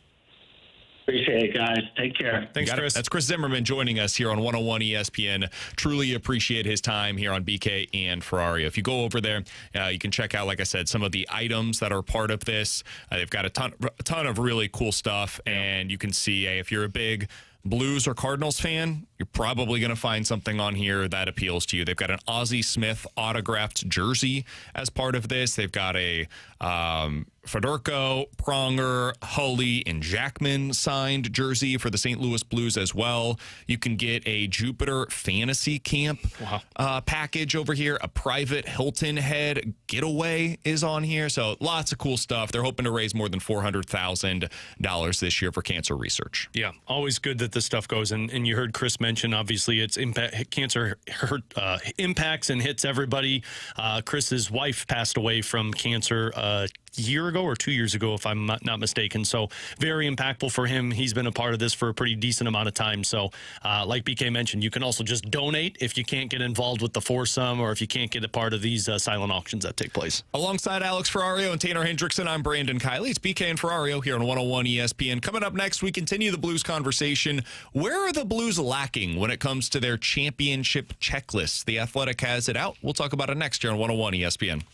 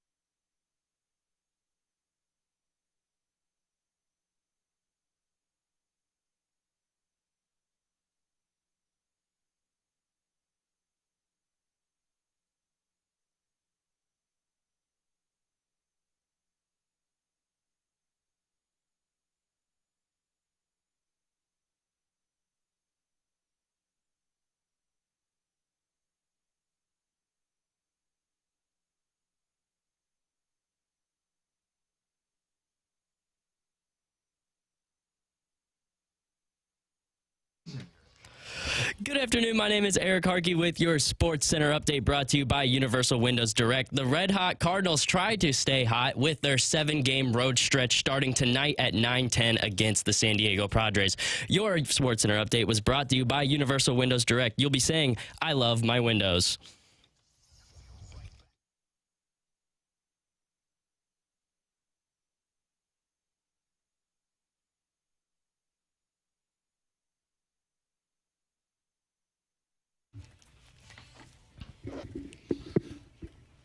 Alex, one of his favorite individuals in the world is Dom over on The Athletic. I've always said that. You and Dom are getting pretty close to each other, actually. Dom has this thing that he puts out where it's the championship checklist, Alex. Mm-hmm. And you go through and you say, all right, how many of these things do we currently have on our NHL roster? And then you can find out how far away or how close you are to winning a cup. Now, he did one today for the Toronto Maple Leafs. They are in desperate need of a franchise defenseman, a shutdown forward, another offensive forward, and they could use some depth. So that's where they're lacking according to this championship checklist. Mm-hmm. I want to do the same experiment, for the St. Louis Blues to see where they're at, where they're lacking, and maybe what their biggest needs remaining are based upon the checklist that they have for legitimate championship contenders. You ready to go through this? Sure. I put together my list during the break. I am curious if you guys would agree with this or think that maybe some of these spots I have been either too critical or too optimistic for the St. Louis Blues. Okay. You ready? Starts out with a franchise caliber forward. I put Robert Thomas on that. I'd have Robert Thomas on it as well. I'd agree with that. Okay, cool. Star forward. I think Dylan Holloway would fit that criteria. I actually think that's Jimmy Snuggerud. I would swap those. I have scoring forward as Jimmy Snuggerud. See, I had shutdown forward as Dylan Holloway. I think Dylan Holloway could be the two-way forward that could shut down other teams' top lines. Okay. And this is just like solely projecting on future of what this looks like. Like, I can see Dylan Holloway being a guy that penalty kill situations, 5-on-5 with 2 minutes to go, and they're trying to shut down the game. I see Dylan Holloway being that because I see Jimmy Snuggerud being more in line of what Dom talked about with William Nylander. I think Jimmy Snuggerud could be that star forward if everything goes the way that they hope it does. Who do you think is more likely to be a star forward for the St. Louis Blues, Jimmy Snuggerud or Dylan Holloway? I think Snuggerud. You do? Because of the shot. I think his shot can potentially be a difference maker to where he could be what Alex is talking about with Nylander, where you're talking about a guy that could score 40 goals potentially. Let's make the switch. Jimmy Snuggerud it is. That means that we'll go down a couple of slots here. Yep. Shut down forward. Let's go ahead and put Dylan Holloway in that slot. Franchise defenseman. I think Philip Broberg is that. I would put Philip Broberg there. Star goalie, Joel Hofer. Yep. I would put I think Joel Hofer showed that from November till the end of the season, he has the ability to put star goalie numbers up. The question will be, can you do star goalie numbers in the postseason? All right. So we had for franchise forward Thomas, star forward, we have Jimmy Snuggerud. For shutdown forward, we have Dylan Holloway. For scoring forward, I think you could either put Kyrou or Carbono into that mix, depending on who's still on the roster this time once we get into the season. I put Carbono on that. I think if you're projecting forward, Carbono, you hope, becomes that secondary scoring forward that what we thought Jordan Kyrou was. But Jordan Kyrou, obviously, I know it's 1 year fizzled out. We've had the conversation, but I don't know if Kyrou's here. I think you're hoping Carbono replaces what Kyrou was. Scoring defenseman, I think that's Jiricek. I think that's the goal. Yeah, the goal would be Adam Jiricek to be that. If Morgan Riley is what Toronto has, I think Adam Jiricek can be that because Jiricek might be better defensively than what Morgan Riley is. Shut down defensemen, assuming that they don't make the trade where they have to give up Parayko 11, 15, and 31 to get up to 2, which would be insane. Colton Parayko, I think, is a shutdown defenseman. I agree. Yeah. Support forward, I got nothing. I think support forward, you hope, continues to develop as Jake Neighbors. Okay. See, this is interesting because I didn't think it was the other way around. I didn't think you had the scoring forward, especially if you trade Kyrou, because you don't have it now. You can't put Carbono in that conversation right now, and I don't even know if you can put him in that I'm conversation. I'm talking about when you're in cup contender. That's the hope. I get it. I don't know if you can put him in that Because I think he's, like you said, I don't with think right now Neighbors. Jimmy Snuggerud is a star. And I don't think Dylan Holloway's a shutdown Dylan forward. Holloway's a shutdown. Like, I don't think right now, as of today, Broberg's not a lot of franchise these- defenseman. Yeah. Nor I is agree. Hofer a goalie. I agree they're not there now. I also am not sure I would put Carbonneau in the scoring forward I think if I see the success that If the he's Blues... not a scoring forward, then he's a failure at the NHL level, given what his expectations are. He always goes to that. No, I'm sorry. But he was in top 5, right? I mean, if he's I think not failure was scoring, if he's not scoring, then what's he doing for you? That's his entire game. I Could think he what- not be Neighbors? Like, Well, that's what I was think what thinking. T-Bone's saying, if he's not scoring like 30 goals as Yeah, a scoring forward, if he's just a complimentary piece, Yeah, like a like- third-line winger, then I think that, you're not wrong that that's a... Then Kyrou is your scoring forward. No, Well, we're he's not trading even him. here. Yeah. We don't know that. Well, I I'm think... still not convinced that he's for sure being traded this offseason. But if we're going down the projecting when they're winning or contending, I don't think Kyrou's on this roster. Unless they keep him for this year and he gets back to 30 goals, and then he's definitely going to be here. Then the whole point of keeping him was to raise the stock of him, and you did, and then they're probably going to Or move him to still. have a 30-goal scorer. I guess it depends. Either way, let's move on. We can split P's and Q's there. Support forward, let's go ahead and put Neighbors there. That's totally cool.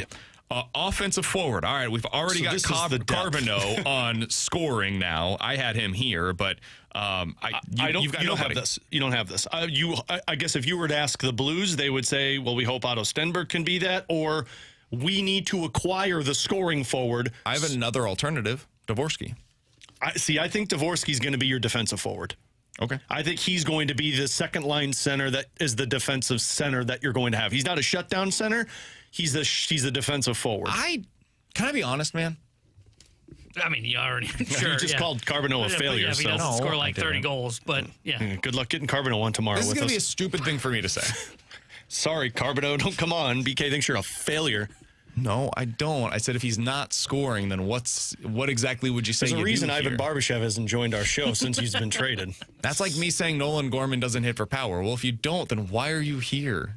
What's the point? Well, you guys called Your him value unathletic, True, too. so. that is like If a I true don't tool come for up with Gorman. content for our show, why would you say I'm here? Like, that's my whole role. It's To not my piss me and T-Bone personality. off? It's not for me to come on here and be like the funny guy. Like, I better be good at content. Otherwise, I suck at this. And maybe some people think I suck at it anywaes, but neither here nor there. What were you Back getting to the Blues. What is Dvorsky, were your honesty? I'm not sure I see that.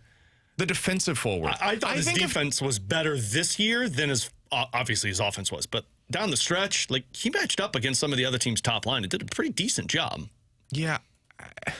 That was when Thomas was out and he was playing with some other dudes that I can really trust. No, it was when Thomas was there. That game's where they played against the Sharks. They had Dvorsky matched up against Macklin Celebrini. Do you feel like he could do that over 80-plus games? I think there's a chance he's that with just the potential to be a power play goal scorer. But yeah, I do think he'd be better defensively than offensively. Let me ask this. Okay. The way that I view it is, like, I think he's more likely to be a 25 to 30 goal scorer than him be a shutdown forward. See, I made the comp. I think I made it on this show, maybe on the podcast, but I said David Krejci for Dalibor Dvorsky from the Boston Bruins, and he was always that secondary punch to Patrice Bergeron, where Bergeron was the number one center, but he was also that elite shutdown center. But the reason Boston was so successful was they had the second line to go over the boards, where David Krejci was just a menace to deal with as well. I don't know if I don't believe Dvorsky's ever going to be a 30-goal scorer, but I think Dalibor Dvorsky's role, at least from what I saw for the second half of this season, was that he's very good defensively center-wise, and the offense is just a matter of you're going to have guys around him that can find the open ice and score goals. Defensive defenseman, Fowler? I would say either Mayu or you don't have that. Okay. Because I don't think Fowler's a defensive defenseman. After going through all of this, Well, you can get to the depth forward, man. at this point, I've got forward arrows everywhere. I don't know. Like, I think you've got a lot of guys that can fit into a lot of How many different arrows criteria. have failure above it? 1, 2, 3. No, I'm kidding.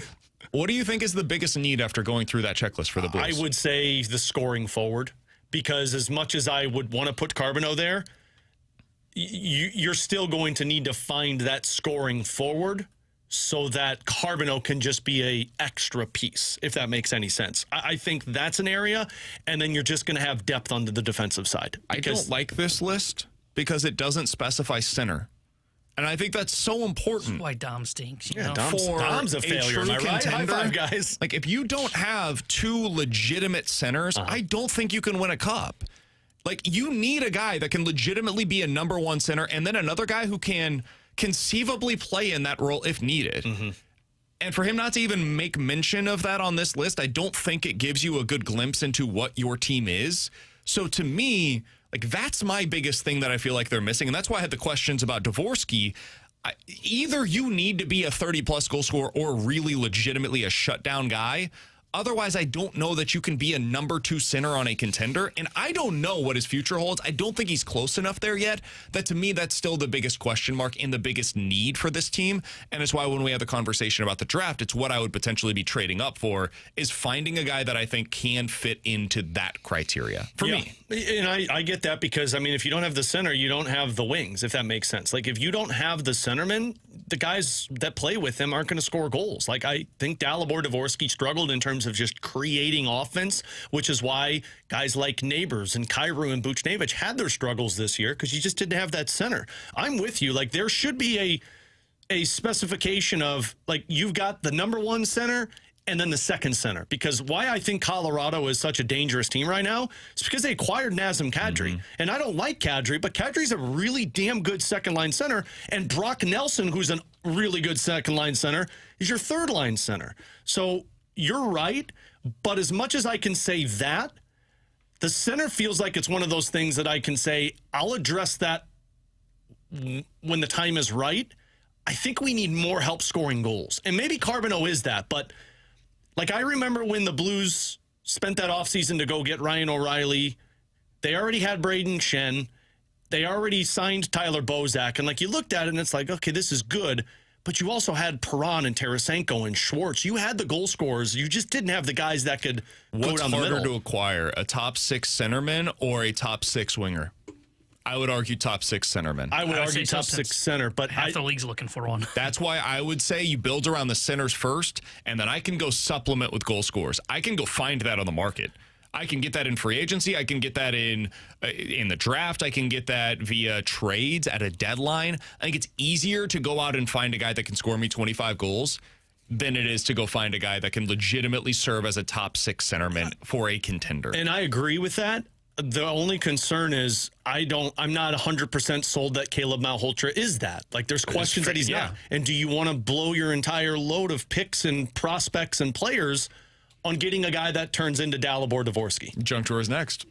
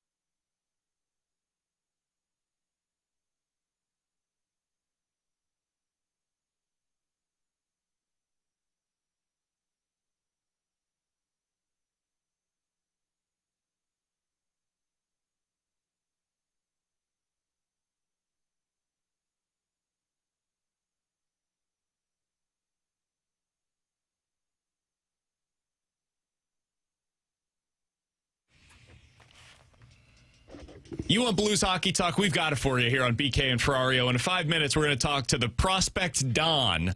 He's going to join us here on BK and Ferrario. Check us out on YouTube at youtube.com/101ESPN STL to see that conversation. Alex, today, boy, did we have a morning with our guy Luca. He basically woke up and said, it's time for some piss and vinegar around here. Somebody's got to bring it to the table. You don't wake up with your child and say, like, oh, boy, you woke up ready to raise hell. So you're not parenting right. A lot of people listen to the show and say, how do you guys deal with me? My son basically says the same thing, and he puts me in my place every single day. He is the one that with Luca. Really leads our home. So this morning, he's got these hockey gloves. It looks like what Blues wear, right? Those classic Bauer gloves. You have those, somebody pisses you off, you guys drop them and you go. Yep, that's his thing. And now he's so obsessed with them, he wears them to bed. That's part of it. Whatever. I don't care. Whatever gets him to bed, it is what it is. 2, woke up this morning, decided we're taking those into the car, and then when we tried to not take them into the school, boy, all hell broke loose. More importantly, though, he decided today he does not wear pajama pants to bed anymore. Doesn't want them. Fine. No biggie. Wanted them, though, to go to school today. So he wore Toy Story bright blue pajama pants with his T-shirt today. Hell yeah. Am I a bad parent for allowing it? Absolutely not. Okay, Anybody cool. that says you're a bad parent that makes sure that, forces your kid to wear clothes that are supposed to match, just my opinion, come on, let the kid be a kid. My kid goes to school in Halloween costumes. Okay. She wore a witch's hat in January, like a little Minnie Mouse witch's hat that she had for Halloween, because she wanted it. 1, I said, I'm not arguing with it at 7 a.m. Like, you need to get in the car. And 2, it's like, let her create her own personality. It's like nobody's upset about it. Glad we're on the same page here. I didn't feel bad about it afterwards. My wife came to me. She was the one that was getting him ready while I got ready to get here to do the Redbird report. And she said, hey, he wants to wear the Toy Story pants today. Is that cool? I was like, fine by me. I just need to leave here in 7 minutes. Yeah, like at some point it'll happen to where they're like, oh, hey, I can't wear these out. And then it'll hit. You just hope it happens sooner than later. He's Alex. I'm BK. It's BK and Ferrario here on 101 ESPN. You want to learn about the draft? We've got the guy for it. The hockey Don, the hockey prospect Don joins us next here on 101 ESPN.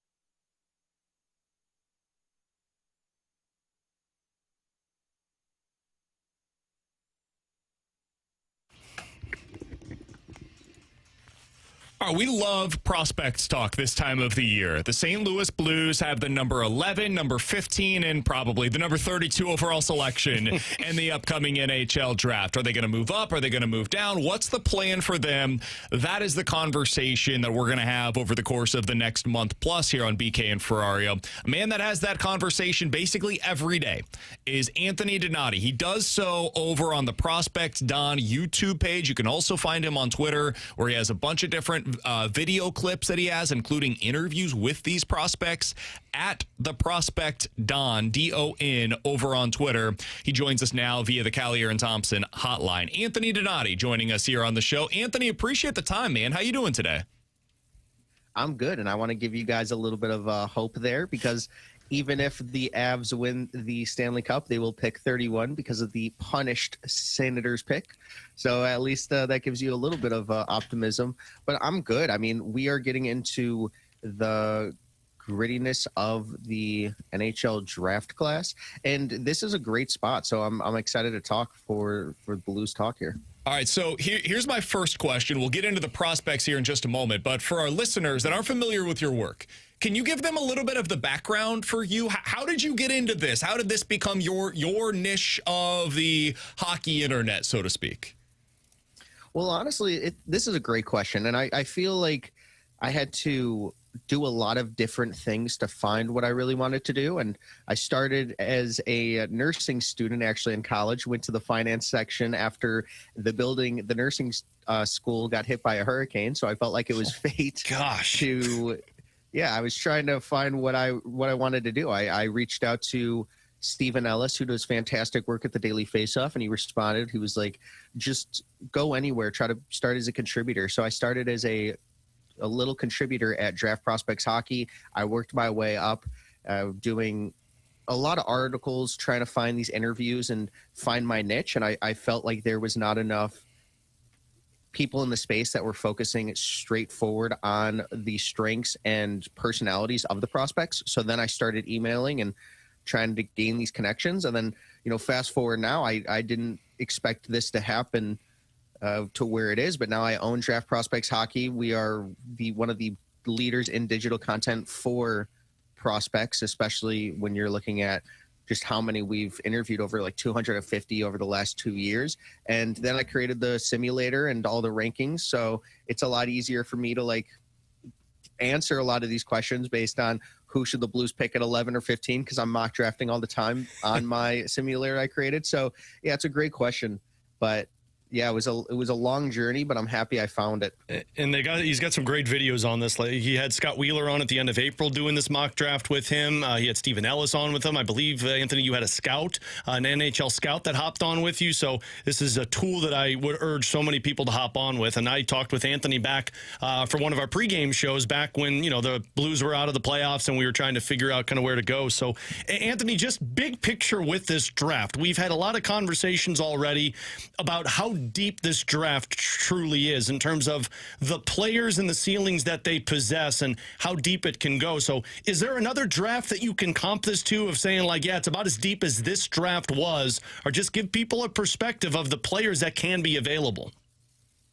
Well, for me, I feel like in 2024, when you had all those top defensemen go at the top, it kind of is a little similar to that, especially when you kind of look at some of the forwards that fell in that class. And a lot of the scouts have been telling me that the 08 draft class was very similar to this draft class. I was probably 10, or I was 10. So I wasn't really looking at that draft class too heavily. But in terms of the depth of this draft class, I think we are getting to the point where there's 12 incredible top-of-the-line players in this class, and the Blues obviously are at 11. So I think even if you were at the 8 or 11 spot, you were going to get the same player regardless, because, when you look at a guy like Viggo Bjork, he could fall to 13, even 15, and he's a top 5 player on most GMs and scouts draft boards at this point. You heard Cam Robinson today talk about that too. So when you look at this draft class, there's going to be someone that falls because of the amount of right-handed defensemen that are over 6'2". The thing about that 2024 class is the right-handed defensemen were 5'11".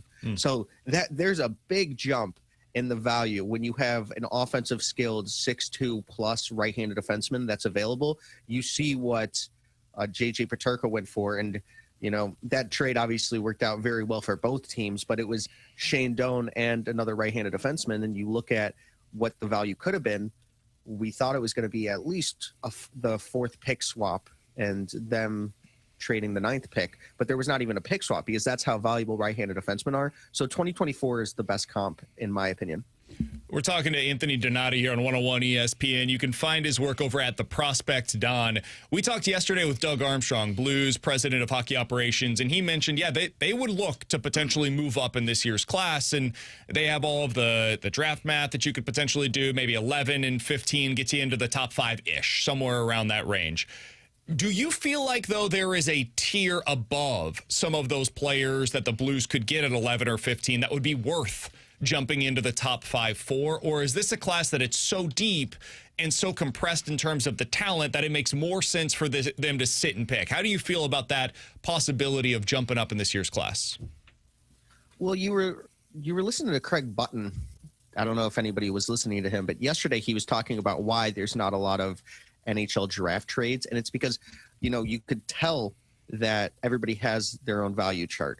But if you sit and pick, you're getting a very, very good player in the top 15. You can be getting 2. I would not want the Blues to trade both of those top 11 and 15 to go up to the top 5, because I think that there is extreme value in the top 11. Like if Albert Smeets or Vigo Bjork drop that far and you pick them at 11, you are getting a top 5 player in this class on a lot of people's boards. But if you package one of your 3 third-round picks and number 11, I honestly think that you can still get into the top 10 that way, because everybody has different boards. So if you have somebody listed in your top 10 that, like, say, Nashville or the Predators don't have, the Blues are still going to get a top 10 player on their board. Jackson Smith went 14th last year, and he was number 4 on Columbus's board. So it's just kind of definitely interesting in this kind of draft. Like, obviously, if you get into the top 6, you have an opportunity at Chase Reed, Carson Carrolls. I think that there might be a slight drop-off after that, because with Chase Reed, you're getting a right-handed defenseman. If Keaton Verhoff is there at 6 and the Flames want to move back, then you definitely try to do that for the right-handed defenseman. But there's good options, too, at 11. Like, you could get Daxon Rudolph, who's a little more of a boom or bust, but he's a two-way defenseman that has been playing incredibly well at the WHL with Prince Albert, and he has eyes in the back of his head. He's a good puck handler. He might not have that upside that Chase Reed has as a top pair, truly game-breaking offensive defenseman, but I think Daxon Rudolph could have a better defensive game. So I think that it's just pick your poison and what kind of traits you want. But if you can definitely trade 11 to 15 up to a top 6 pick. It's just, can you still get one of the top 6 players on your board at 11? I think you could. Like, Vigo Bjork could be ranked 4th, 5th, or 6th on the Blues board. So stick and pick at 11. Maybe if you're at 15 and you start to realize that some of the players like Ryan Lynn are starting to come off that you really wanted and identified, then obviously maybe you trade up. Like Xavier Villeneuve is number 6 on Elite Prospects board, and I think that there's going to be a 75% chance he's there at 15. So if that's the case, then you can get 2 top 10 players at 11 and 15 on your board. What about the top 2? I think this is where it's an interesting board this year. I feel like for the entire season it was, all right, we've got Gavin McKenna, we've got Ivar Stenberg, and then it's a teardrop, and then it's everybody else. And now I'm looking at a lot of these mock drafts that are coming out, and it's like, all right, we've got Gavin McKenna 1, and then Ivar Stenberg suddenly is now dropping to 4 or 5 in some of these mocks. And so maybe I was wrong about him potentially being a top 2 player in this year's class. If San Jose gets serious about potentially moving out of 2, is it worth it, in your opinion, to try to get super aggressive to go up for an Ivar Stenberg, or is that overstating things on how highly regarded he is as a prospect in this year's class? Ivar Stenberg is an elite forward prospect, and his game away from the puck is just fantastic. You're only going to have the puck on your stick for about a minute and a half or 2 minutes in a game, and that's one of the things that people might have Ivar Stenberg over Gavin McKenna in some cases. I do believe that if you're the San Jose Sharks, there's no shot that they're trading out of the top 10, because you would have to obviously give them a package, but they have so many assets. They're one of the richest teams in prospect land of any team, especially with the assets they have coming in too. So I don't think that they are going to, if they trade down, it's going to be to get a Keaton Verhoff or Chase Reed. So they're going to have to stay in that top 5, top 6. What you can do is if Ivar Stenberg's there at Vancouver at 3, then I think that Vancouver would rather have a ton of assets and a ton of first-round picks this year instead of in lieu of the third. And maybe, there's somebody in your prospect pool that they really, really want. But you are going to have to give up King's ransom that I don't know if it's that great of a opportunity cost for the Blues to trade up, because you need to revitalize your prospect pool. So I think it's okay to have those 3 first-round picks and stick and pick, and then kind of replenish your rebuild in that way. What about Chicago, Anthony? I've heard some people say there's no way Chicago moves out of 4. I've heard people say they need help right now, so if somebody's willing to give it to them, then maybe you move out of 4. Is that a spot? And I know you mentioned a little bit ago, like, don't get overly aggressive for number 5, but if Stenberg drops to number 4, is that a scenario that the Blues try and get a little more aggressive? If Stenberg falls to 4, I think the Blackhawks will ultimately take him. Ivar Stenberg and Anton Frundell told me that we're watching Stranger Things at the World Juniors, and they're very good friends. But I think it would be a fantastic fit putting Ivar Stenberg on Anton Frundell's line, because Anton's going to be the 2C for them for 10 to 15 years. But in terms of the Blackhawks, they are one team that wants to move out of that spot. You heard it in Kyle Davidson's voice. If he is picking best player available, he might have to pick one of the defensemen, and that might be a right-handed defenseman, but they already have Levshunov and Sam Rinzel. So you have 2 right-handed defensemen that are probably going to get paid a lot of money after their during their RFA seasons, and then you're going to have to think, how are we supposed to pay our defensemen that much money, and where are we putting this guy? Because if you're drafting a right-handed defenseman in the top 4, you're going to want him to be your top pair defenseman. So what does that mean for Artie? What does that mean for Sam Rinzel? So then you look at the left-handed defenseman, and Carson Carrolls is one, and Albert Smeets is actually one that the Blackhawks have been very interested in since the World Juniors. So maybe they look to the Blues and say, hey, we want Albert Smeets. They're at 11. We could even trade back up to, say, 7 or 8, get some assets, give some assets with that. But if you're getting 11 and 15, then you could totally do that, because they have 3 early second-round picks for the Blackhawks. So I could totally see the Blackhawks moving down. But if Ivar Stenberg is there, then I don't think they would move down. I think the only opportunity of the Blackhawks moving down is if it's Gavin McKenna, Ivar Stenberg, Kayla Maholtra in any order in the top 3, and then the Blackhawks are forced to make a decision. And I think they will end up auctioning off that pick for somebody to pick the first defenseman off the board. We're talking to Anthony Donati here for just another minute or two on BK and Ferrario. You mentioned one of the guys that I wanted to ask you about with Caleb Malhotra. He is a center prospect that intrigues me a lot. There's one other in the top 10, it seems like, based upon consensus boards, with Tynan Lawrence. How would you view overall this center class? Do you think those are the top 2? And that seems kind of light from a center perspective in this year's class. How do you think that'll play into how the top 10 ultimately plays out this year? Well, they're both BU commits, so it's kind of interesting that they decided to go together. And, Kayla Maholtra has been one of the players that has had the highest rise out of any prospect, going from around the second-round pick in summer scouting to all the way to top 3.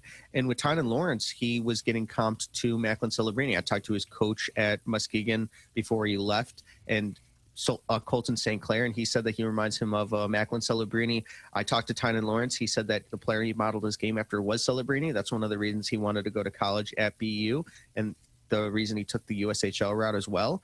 And when you look at a guy like Tynan, he's so incredible defensively. This is going to be a guy that is going to provide so much value for you defensively, and he has a lot of offensive pop in his game. He's a good puck handler. He's a good playmaker. When the lights get the brightest, he's going to show up.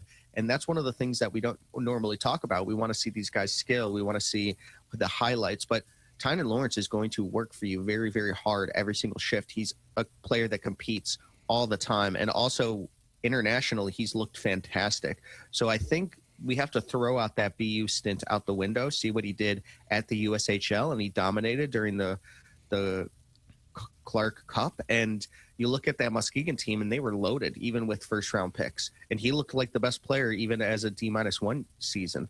So I think that when we look at Tynan Lawrence, and if the Blues get him at 11, it's an absolute steal. Corey Pronman had him ranked number 1 in December or January, and that was based on a list that he accumulated the information from scouts and GMs. So when you look at a guy like Tynan Lawrence, yeah, he fell pretty far. I think he's kind of having that Cole Eiserman type of fall from like when he was projected in the top 3 all the way down to you could get him at 11, you could get him at 12. I don't know if you could get him at 15, but if you do, I would be extremely excited if I was a Blues fan. But those center prospects in this class, like they both could have, I think they're both top 6 locks. I think Caleb Malhotra might be a 1C with that Dylan Larkin-esque role, not with the skating, just the role you see where he could be a elite 2C, but he could be one of the just an average 1C in the league. I don't think he has that like elite superstar 1C. So it is an interesting class. But with Caleb Malhotra, obviously you have the family pedigree. His uncle, Steve Nash, Basketball Hall of Famer. You have Manny Malhotra, who played 993 games in the NHL. His mother was a soccer star at uni. So I feel like this is a guy that could totally jump into that like top 3 conversation, and I don't necessarily know if he's going to be able to fall to the Blackhawks at 4, who I know the Blackhawks are very interested in because they love Brantford Bulldogs. So it's going to be interesting to see where the centers fall in this class. And Oliver Savanto is also another center. I'm not really sure where he's going to fit in, but he's 6'3". He's got really good size. He plays a heavy game. He's playing in Liga, which is a pro league in Finland. And I feel like that's a guy that you can also think about at pick 15 or even 11 if you fall in love with him, because he can be a true center at the next level. All right, Anthony, we'll let you go on this one. I have something that I do on our show called the Ferrario 5, where I put 5 things that I love on this one. I'm going to set Stenberg and Malhotra aside because those guys we just kind of talked about. Tynan Lawrence would be number 1 on this Ferrario 5 for me in terms of the Blues if they could get that guy. I want you to round out the rest of this 5. Give me the 4 players, if you're the Blues, you hope you exit this first-round pick with. I would say Vigo Bjork, Albert Smeets. Like those would be the superstar category. Ethan Belchez, because I absolutely love him. Jackson Rudolph. And at 15, I just want to throw this in there. Xavier Villeneuve. I think Xavier Villeneuve is an incredible left-handed defenseman. He walks the blue line extremely well. He is like a joystick out there. So when you look at joystick defensemen, it's like Quinn Hughes, Lane Hudson, etc. That is a player that has extreme offensive ability, and you look at his point totals in the queue, and it doesn't pop out. But when you look at his creation, what he's actually creating and what he should be generating in scoring chances, he is elite. So sometimes you can't just look at the stats. You have to look at exactly what and how he's creating, and this guy creates all the time. So when you put him with more skilled players, he's going to dominate. Anthony Donati does as good work as you're going to find anywhere. Host of the Prospects Don show. You can follow him on social media at the Prospects Don. Anthony, this has been a fantastic conversation. We'll definitely reach out to you again soon as we get closer to the NHL draft and see where this thing is going to head. Appreciate the time as always. Talk with you again soon, man. Thank you for having me on. You got it. Appreciate That's Anthony you, Donati joining us here on 101 ESPN. Appreciate his time. All right, we are going to talk a little bit more about this on the other side, Alex, because I want to get your thoughts on Tynan Wallace, who now is my draft crush. Tynan Wallace. Who is Tynan Wallace?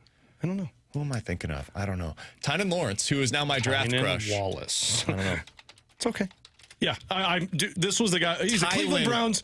I'm thinking of Tylan Wallace, the former wide receiver out of Oklahoma State. I get it. That's a guy that you really want on your team for the Chiefs. I can understand that. That's right. I'm with you here. This has been a guy that I saw Anthony's piece of comping him to Macklin Celebrini, and it's like, oh, okay. I'm in. B, I got to talk about the trade-up thing. We'll talk about that next year on 101 ESPN.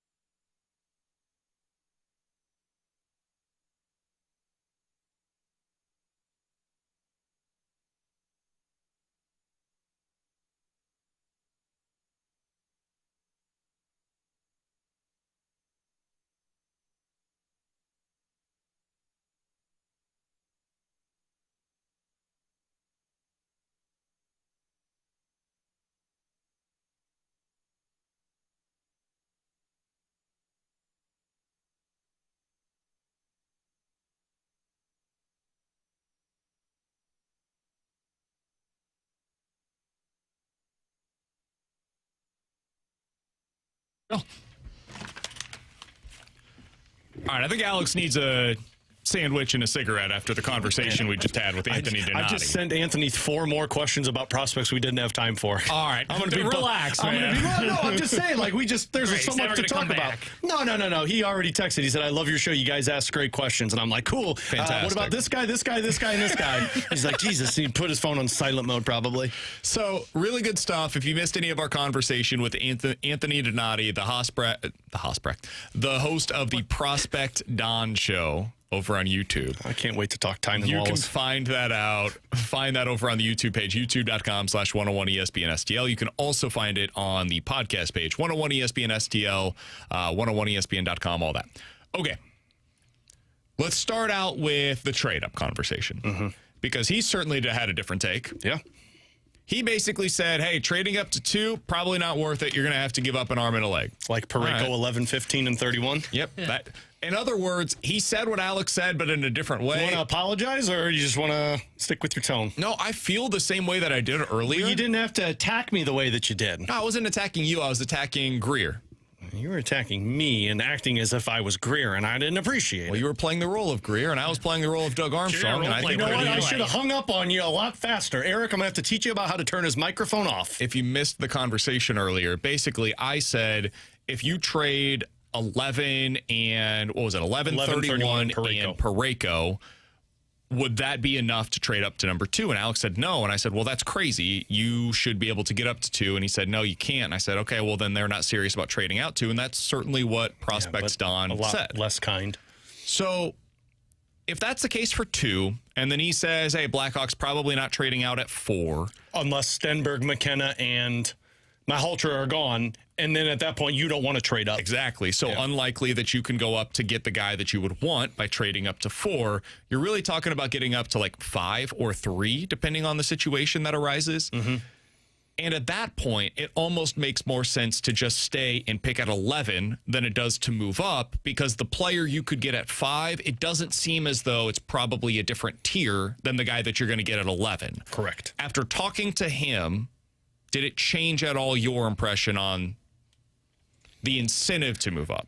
A little bit. I mean, I still think Ivar Stenberg is a game changer, and if you can find a way to acquire him, I would seriously look at it. But at the price that it's going to cost, that's where I start to get a little skeptical. But I take the experts' advice on saying, like, look, you're going to get a really good guy, the same that you would get at number 5. And this is why people got mad at me when I was saying, like, guys, like, we're getting upset that they didn't finish 3rd worst in the NHL when you would have been picking 6th overall in the draft, where you're still going to get an elite player at that level, or at least a high ceiling player. So, yeah, I mean, if I can't get Ivar Stenberg for something that makes sense for my future, I'm kind of with him. Now, the part that I don't want to say disagree with, but I would still consider moving up, because, like, Tynan Lawrence, who we were talking about and going to get to, I don't think he's going to be there at 11. And if you got a crush on a guy that's, hey, this player is somebody we think can be really good, you might, like Lawrence, for example. I don't think he's getting past the Winnipeg Jets. So if you want Lawrence. And that's at 8. And that's at 8. If you want Lawrence, number 7 is where you got to go. But here's the part that I'll throw your way. Would you trade Kyrou for the 7th overall pick? Because Straight up. Because remember, they tried to trade Kyrou last year at the draft for the 8th overall pick, and Seattle said, no, we're going to pick this player. I would consider that. Seattle wants instant help now, and Kyrou for number 7 could be realistic, and you still keep, well, you probably have to give them more than likely 15 with Kyrou, because they're going to want a 1st-round pick. That's going to be tough. I could give them 31. Maybe, and I don't know what their thoughts are, but they probably would, because you're still getting a 1st-round pick, high 2nd-round pick, and you're getting Jordan Kyrou. But if you want a specific player, Lawrence probably is the one that I would put into this category. There's a chance you have to trade up still, just not as high. Yeah, that's where a lot of the draft intel comes in. Yeah, that's where you trust it's on Doug Armstrong. It's on the front office to learn, all right, who's likely to go where? What's the price to get up? How late could we trade up before we end up losing this player? And you just have to trust that they're going to have the right gut instincts on those things to be able to do it. Yeah, Tynan Lawrence is the guy that I left that conversation saying to myself, based upon the description that he had, based upon some of the other prospect write-ups that we've heard, he sounds like a St. Louis Blue to me. He is really good defensively. He is at his best in these big moments. He's a guy that plays the style that I think you're going to want with Jim Montgomery as your head coach, and he plays the role, talking about center, that they're in need of right now. Even if you think that Dvorsky's going to be great, cool, now you've got your number 1 and number 2 centers potentially. You still don't have a third-line center either on the NHL roster or currently inside of your organization elsewhere. So I think he is the guy that I would be targeting. You look at some of these defensemen, yes, they're exciting, don't get me wrong. I feel better about my young defensemen right now than I do my prospect pool when it comes to the center position. So he would be the guy that I'd be targeting in particular. There's obviously a tier 1 and a tier 2 in this draft, but like a tier 1 for me is the Blues in terms of realistic options that I'd really like to draft, with the exception of Stenberg and Malholtra, because you're more than likely not getting those. Tynan Lawrence and Viggo Bjork. Because I think, and again, this is I'll reference what Doug told us on the podcast, like their weakest spot is the center position. I think your priority, if you're the Blues, is we got to get a center. If we can't get a scoring winger, we got to get a center. And that's where Lawrence and Bjork come into play, because Bjork is he's the Swedish version of Tynan Lawrence. He's small, but he's offensive driven. He can create plays for you. That's the path that at least you're going to look at. And then you just trust the experts in terms of that. And then beyond that, I mean, like you're talking about a couple of other guys, a couple of defensemen that could fall to you. Ethan Belchez, who he mentioned, that's a guy that I kind of feel like he's got a lot of Ryan Leonard in him. 11 and 15, I think you can still do a lot of damage. But that's where the arsenal comes into play of future picks, prospects you have in your system, NHL players like a Jordan Kyrou.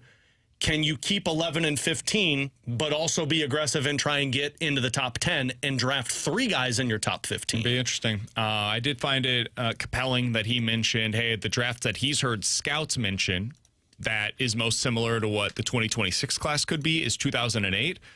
I find it really interesting that yesterday we talked about that class because that was the most recent time that we saw a pick in the top 5 traded. Yeah. That was the Luke Shin trade. That was the number 5 overall selection. By the way, the Blues in that draft at number 4 overall were able to select Alex Pietrangelo. Other guys that went in the top 10 that year include Steven Stamkos at number 1, Drew Doughty at number 2, and then other players that were selected included Erik Karlsson, 15 overall in that year's class, Jordan Eberle at number 22 overall. It was a really good class overall. John Carlson, by the way, went number 27 in that year's class. And the other one that he comped to was the 2024 one, and that also we saw a trade, not in the top 5, but we saw the Wild trade up to the 12th overall pick and select that defenseman Zeev Buium, who at the time I thought the Blues were trying to make that trade, and nobody confirmed it for me. But like there can be trades in this draft because it's so deep that if a player that the team says he's going to be there in a couple of picks, we can move out of that and be fine with it. And that's why it might be if the Blues can pounce on one guy that they like.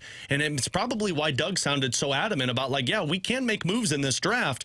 Because if there's guys that they have in their tier 1 that are in other teams' tier 2, well, then you can get aggressive and go for 5 or go for 7 and have the pick of the crop of the guys that you want rather than wait for 11 to be handed somebody. If you're interested in the Blues draft class, I promise you're not going to hear anybody talking about it more often and in the way that we will over the coming days and weeks here on BK and Ferrario. Today we had the prospect Don on. We're hoping at some point in the next week or two to have on other guests that can break this thing down as well. Craig Button potentially coming on with us Jeff very Merrick soon. Next week, I believe. Jeff Merrick as well. So we'll continue to cover this thing in a way that nobody else will for you here on BK and Ferrario. Coming up in about 10 minutes, we'll hit the rewind. But next, are the Padres a cautionary tale for the St. Louis Cardinals? Talk about that next here on 101 ESPN.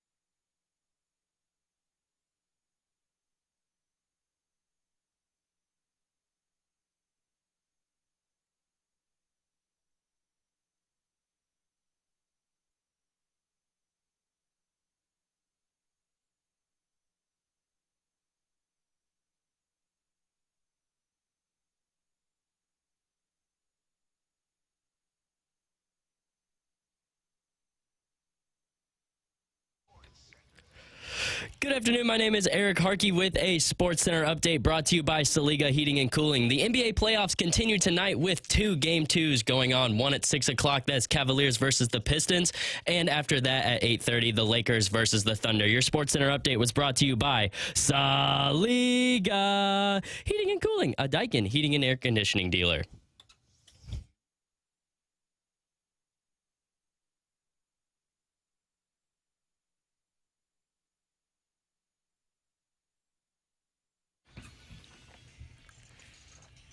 If the first Saliga was like a 1 or a 2, that was a solid, I would say 7.5 or an 8. I'd give him 9. That was a good read there.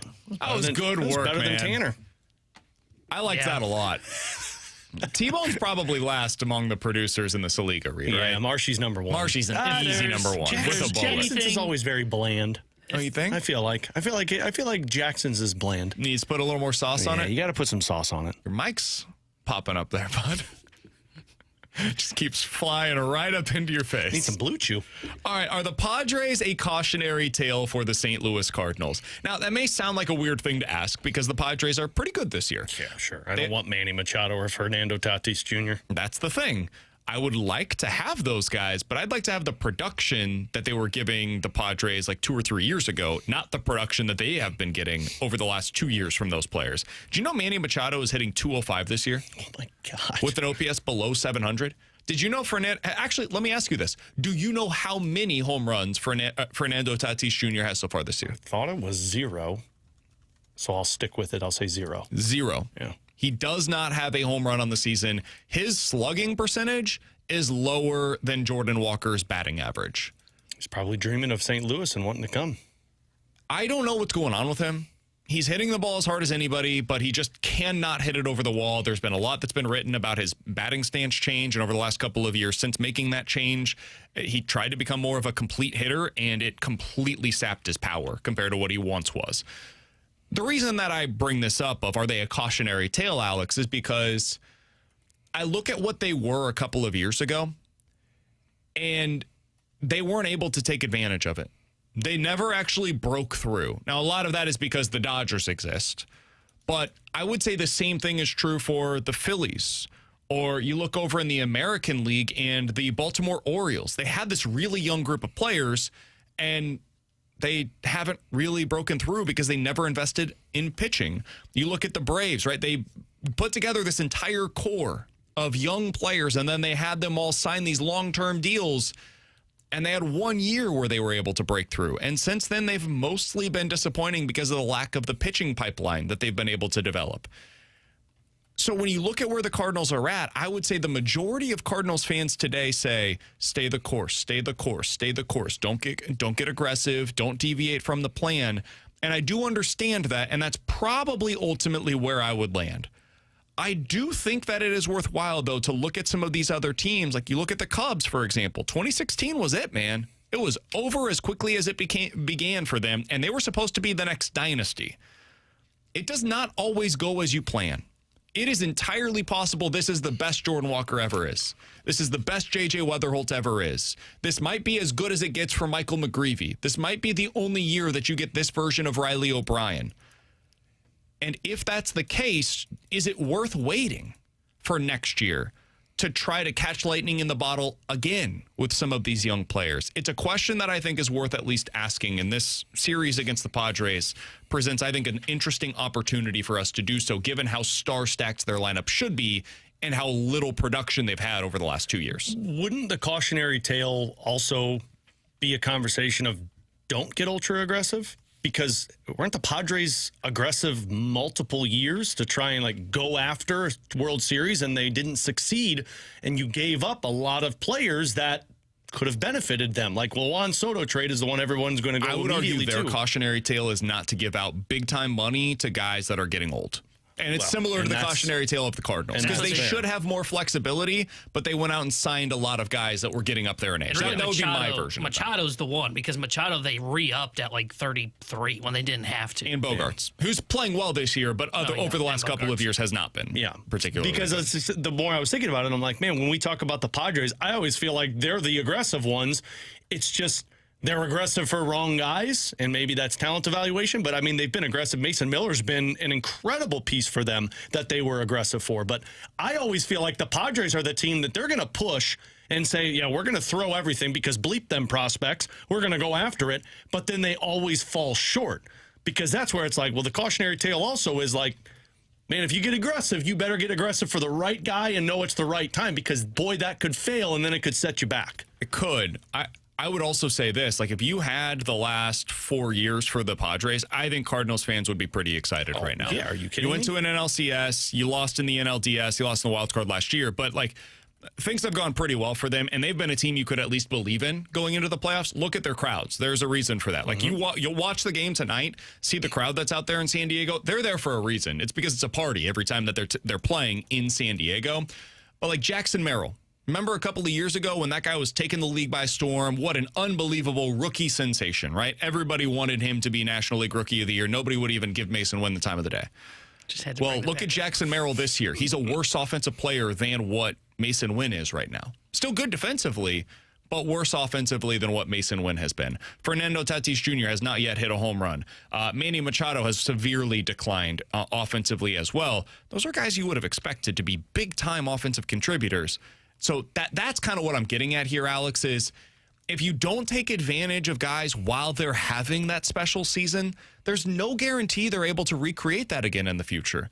Look back to the Phillies in 2022. You look back at it now, that was probably their best chance to get a World Series with this core group of players. Now, they've been aggressive. I think they've tried stuff, but it hasn't worked. The Diamondbacks, they've been aggressive. They've tried stuff. It hasn't worked.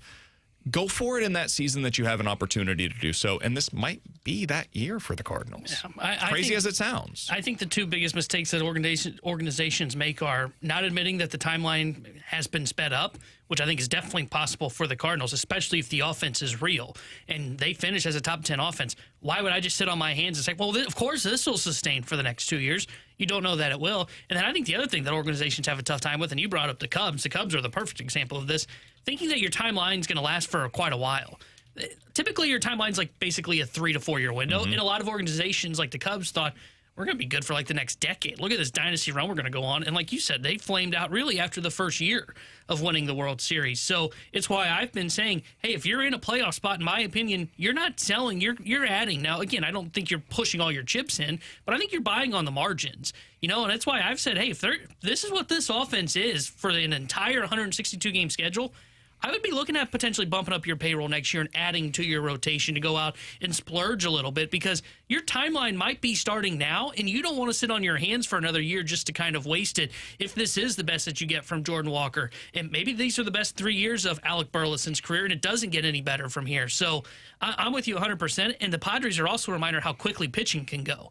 You look at their rotation, man, this is just a scrap heap that they got from the bargain bin at Walmart. This wasn't what they thought they were going to have. They thought Yu Darvish was going to be their guy moving forward for a while. And I know he's up there in age. They thought Darvish was going to be a guy that lasted longer than many others expected. They thought Joe Musgrove, the hometown kid that threw the no-hitter, was going to be the guy that was going to be the face of that organization. They also thought Dylan Cease was going to be there for a while. And then they went, we're out of money, so we can't sign Dylan Cease. Everything's just kind of collapsed in on itself on their pitching standpoint. Their rotation's been fine this year. They've got a couple guys they've developed, like Michael King. But it can go like that, snap of the finger with your pitching staff. From the 636, wow, what a brilliant take by BK. He's the only one smart enough to know that some players may not be as good as they were this year. Brilliant, absolutely brilliant. Here's the problem with that, and that's fine. The point that I'm trying to get across, and maybe I've done a poor job of it, is I think a lot of people look at this season and say, this is great. This is the start of something that's going to be special. Walker's going to be this now, and Weatherholt is just going to be a star, and you've got all of these different pieces that you're building around. That may not be true. The Padres thought they were building around a superstar in Fernando Tatis Jr. and a superstar in Manny Machado and a superstar in their center fielder in Jackson Merrill, and they were never able to recreate the magic of a couple of seasons ago. And so when you're trying to build around those guys and they actually end up not being that, you may have already missed your window before you even realize that the window has opened. And that's what this season could be for the Cardinals, is we might be witnessing the Cardinals opening up their window and it can close as quick as it opened. And that is what I'm trying to get across here, is if you do decide, hey, this year, no matter what, you've got to sell, there is an unintended consequence of that we may not recognize until 3 or 5 years down the road, and then it's too late. Alongside Alex and T-Bone on BK, the Rewind is next.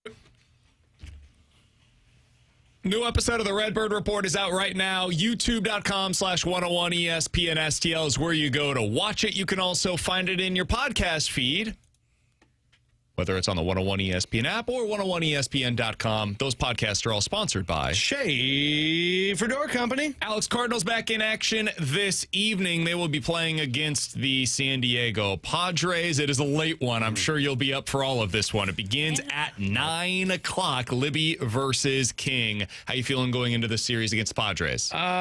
Okay.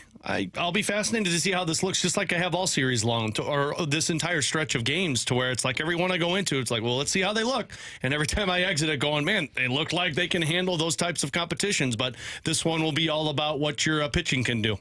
Interesting. I view it the opposite. I view it as the offense, because over the next 3 games, you've got really good pitching on the other side. This is a legit contender you're going up against. You're on the road. They've been good on the road so far. You got Libby on the mound. He's had ups and downs, so I'll be interested to see what this series looks like. We'll certainly break it down over the next couple of days here on BK and Ferrario. For Alex and T-Bone, I'm BK. Shout out to Eric, who did a fantastic job for us on the board today as well. We'll talk to you tomorrow at 11 a.m. Fast Lane's next here on 101 ESPN.